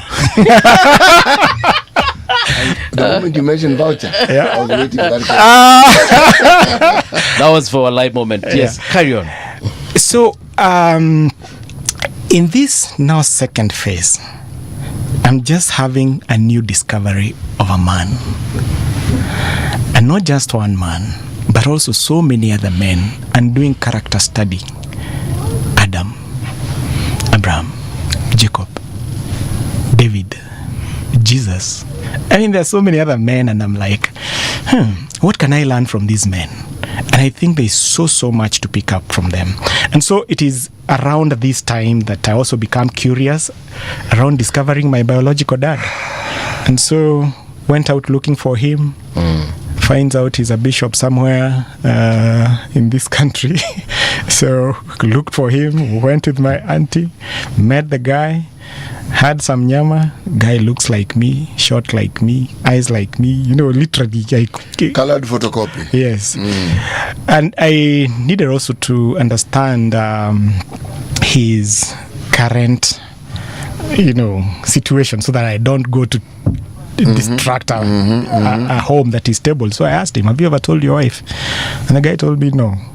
He's never told him the wife. So I knew here just boundaries I'll keep afar.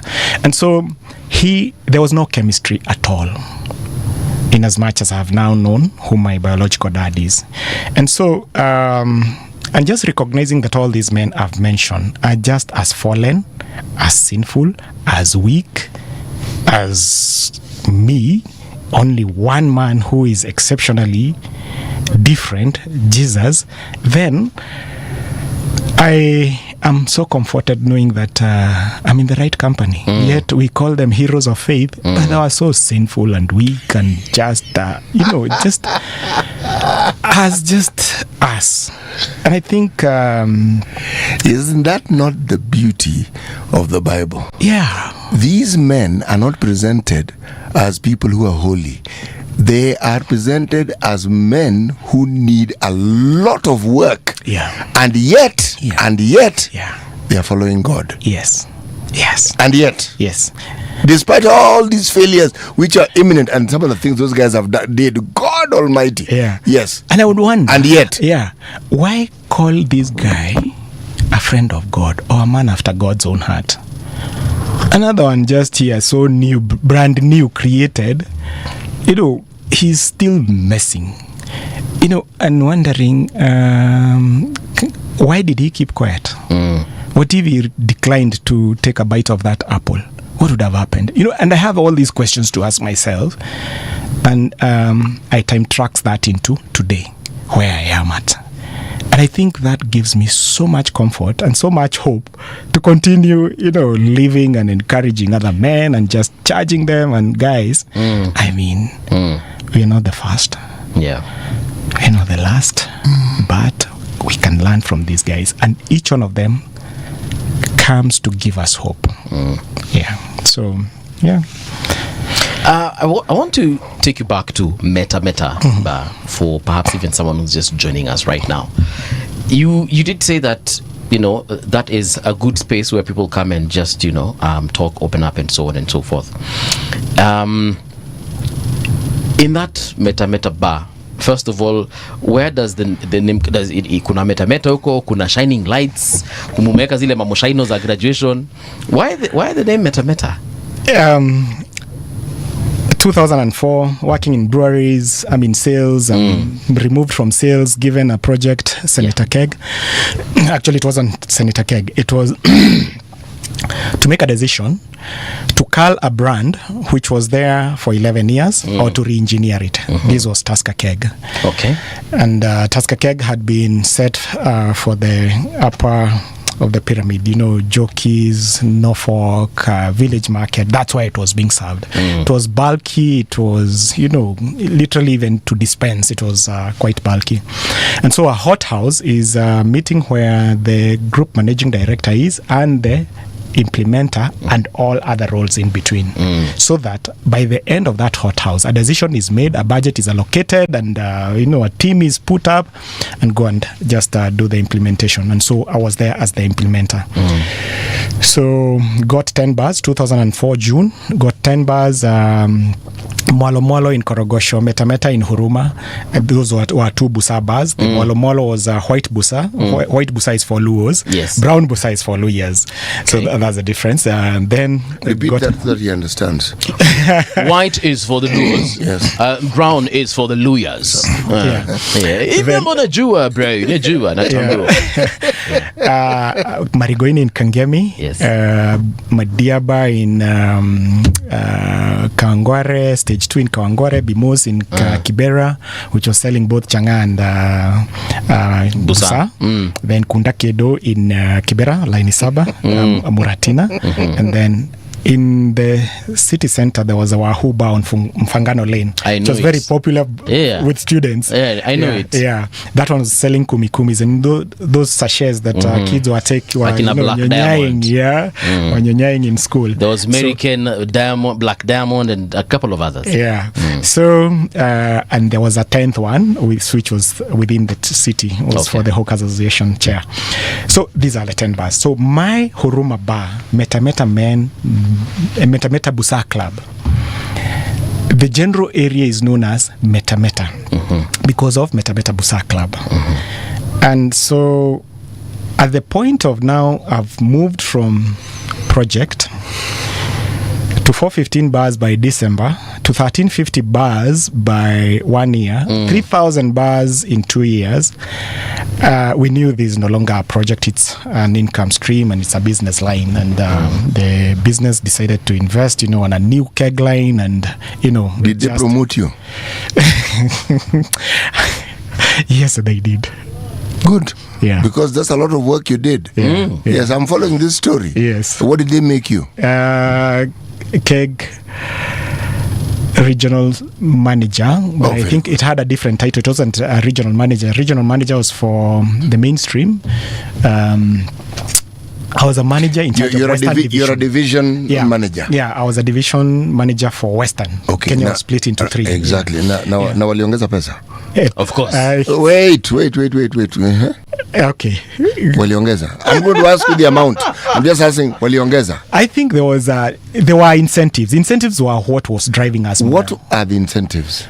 Very good incentive because like now Metameta, when I decided to convert the Metameta from a bar into a church, I used my incentive, and which was quite handsome. I mean, quite an amount of money. The incentive was?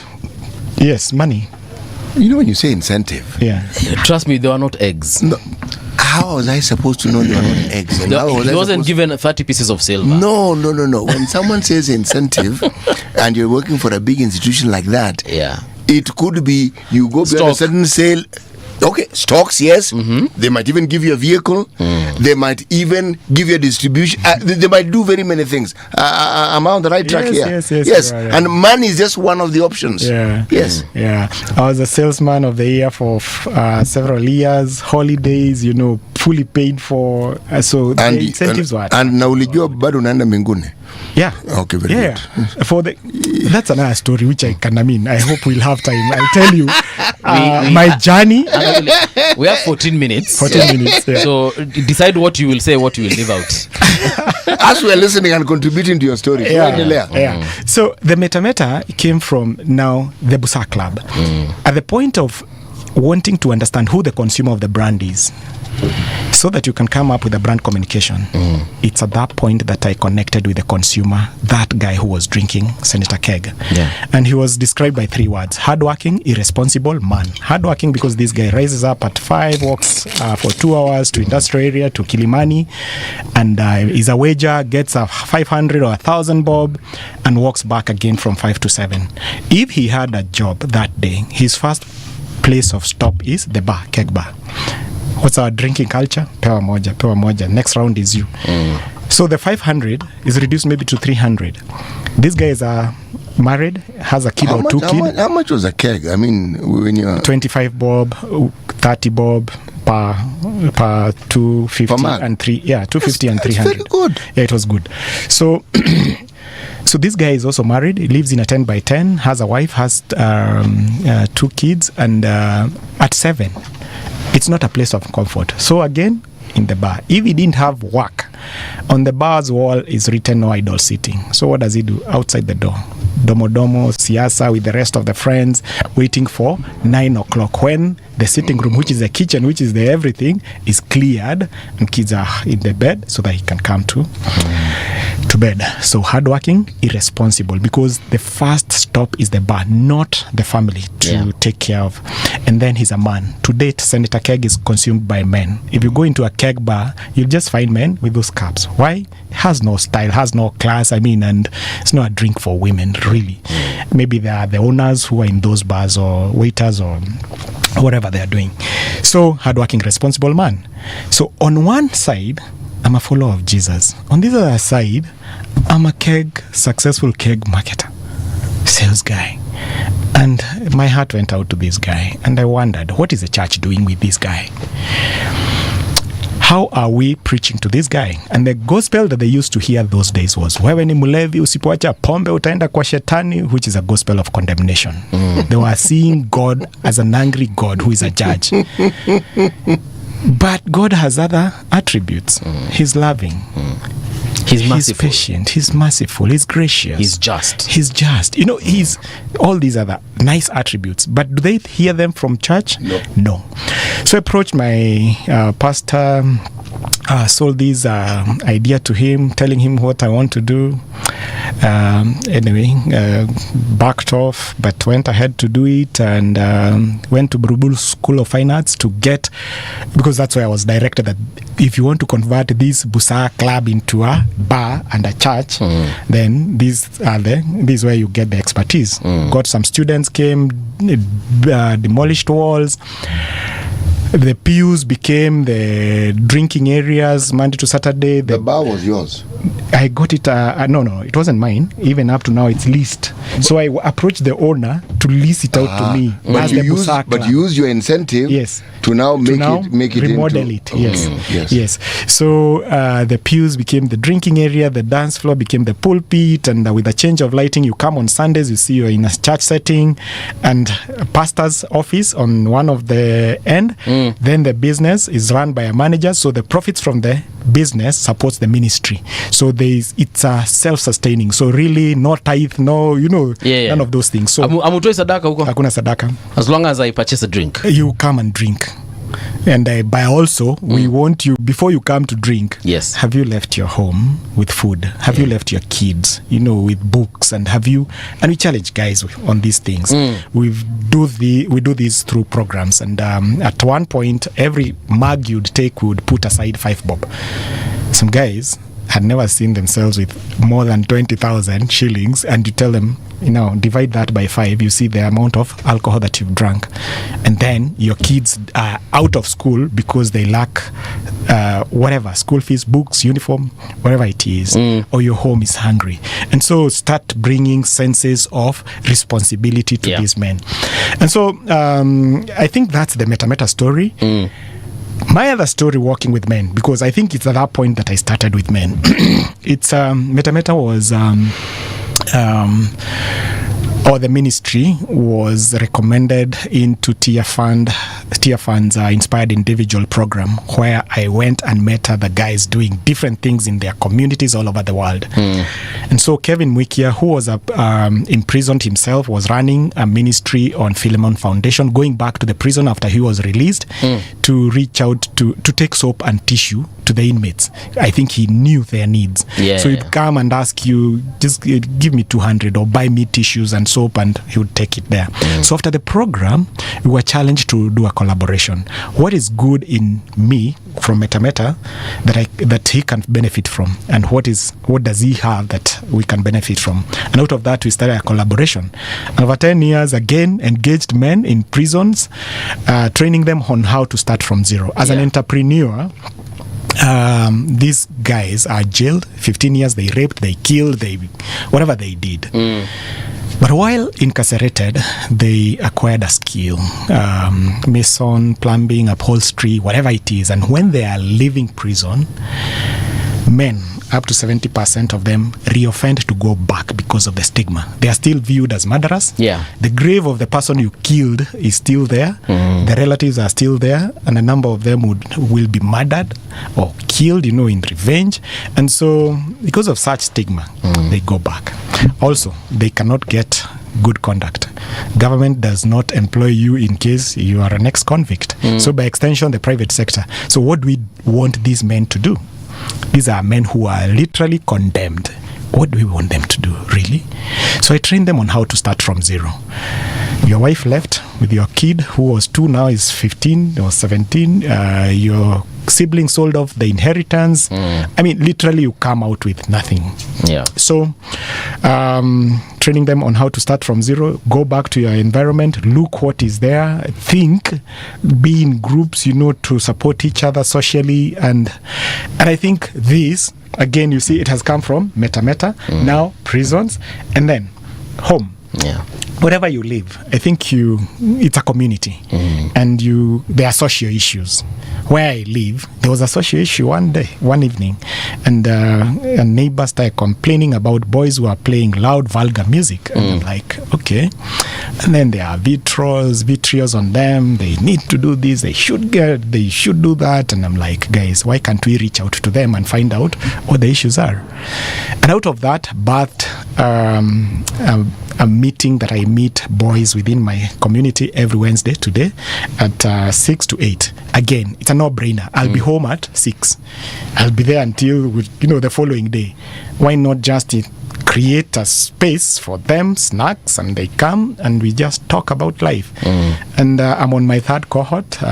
They are between 16, 17, all the way to 21, university going. So they come and go to university. Some come back, some don't. And so there are all these opportunities that present themselves along your journey.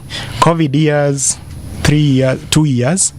Again, how do we respond into those circumstances? So does the bar make a profit? Yes, the profits from the bar supports the ministry, and it's good profit. Yeah. So you recommend I open a bar as well? If you are just opening it for profits, but if you're opening it for impact, so profits come, then I put it in the ministry. Serikali inakujanga na ile gari yao kuchukua tax yao. They do, imagine. Now, you mentioned something to do with recidivism, where offenders tend to go back to prison because of, these offenses that they committed.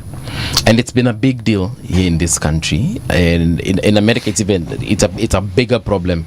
I was at a forum sometime last year, I think it was, when we were having a conversation around this very issue of this recidivism. But now that you have dealt with it from a first-hand perspective, these challenges that these people face, which is obviously largely stigma and unemployment, what do they do to actually get by?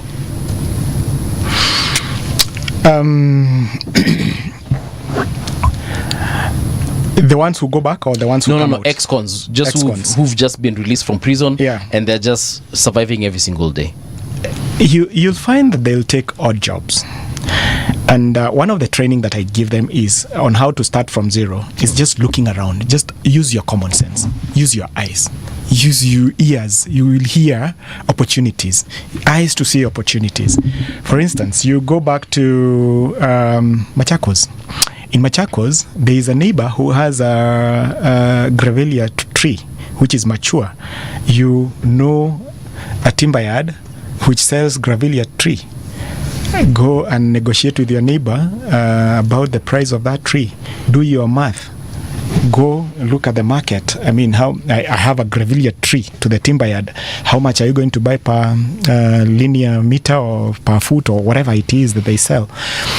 Body foot, so much money. Okay, do your math. Maybe you can estimate on that. You don't have power saw to come and cut that and split into timber. You don't have transport. Negotiate prior before even engaging, and then negotiate also on the payments that immediately I bring, you're going to pay cash instantly. Is that okay? I mean, and another one in Magadi, what is there in Magadi, because they'll come and claim there is nothing in Magadi, but there are aloe veras. How can you take advantage of the aloe vera? And just use your senses. And these are the things that I challenge them to do. A beautiful story. We are going to Reverend Masika's place with Kevin in a car. We are just about 2 kilometers to Masika's place, and then we come into Aka Junction. Then there's a guy with a bicycle, but a boda, those sides of Yata, and we are like, sasa njia kwenda kwa Masika ni gani, Bishop Masika?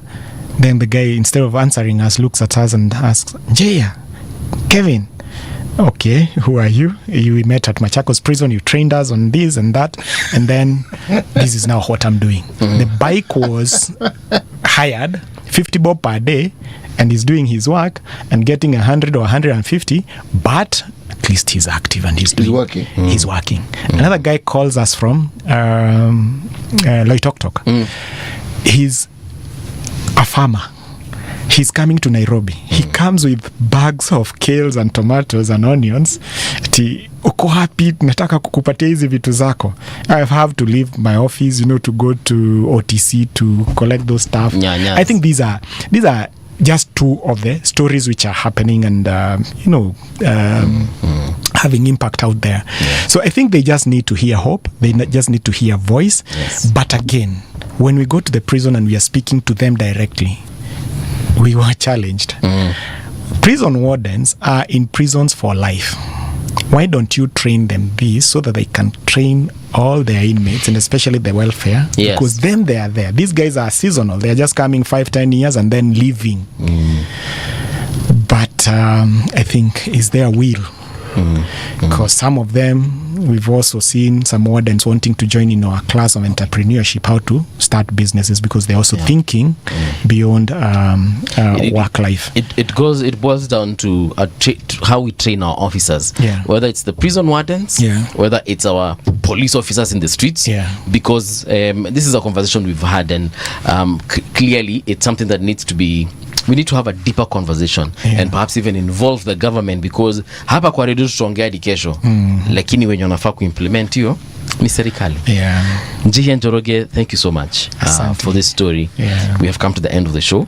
However, mimi nashinanga nikiambia every guest, especially one like you who's given us a profound history of your life. It's called a testimony. Testimony, yes. Karibu tena sana. Asante. Somebody wants to get in touch with you. I am sure you have a phone number which works. Yes. What is it? 0710 60 25 46. Would you allow me to talk about Bingwa briefly? Because by all means, talk about Bingwa. You have a minute to do so. Bingwa is a platform that we created out of our mother company, Sahi. Sahi does interior construction. We do interior space planning, design, and build commercial and retail offices. 60% of our clients have foreign footprint. And so they started demanding maintenance services, small jobs. And Bingwa was created out of that. It aggregates any handyman services. It's basically also has turned out now to be a workforce development platform and a job creation, and supported by ILO, by World Bank, and it would help really with youth unemployment. In the event, it was supported by the government.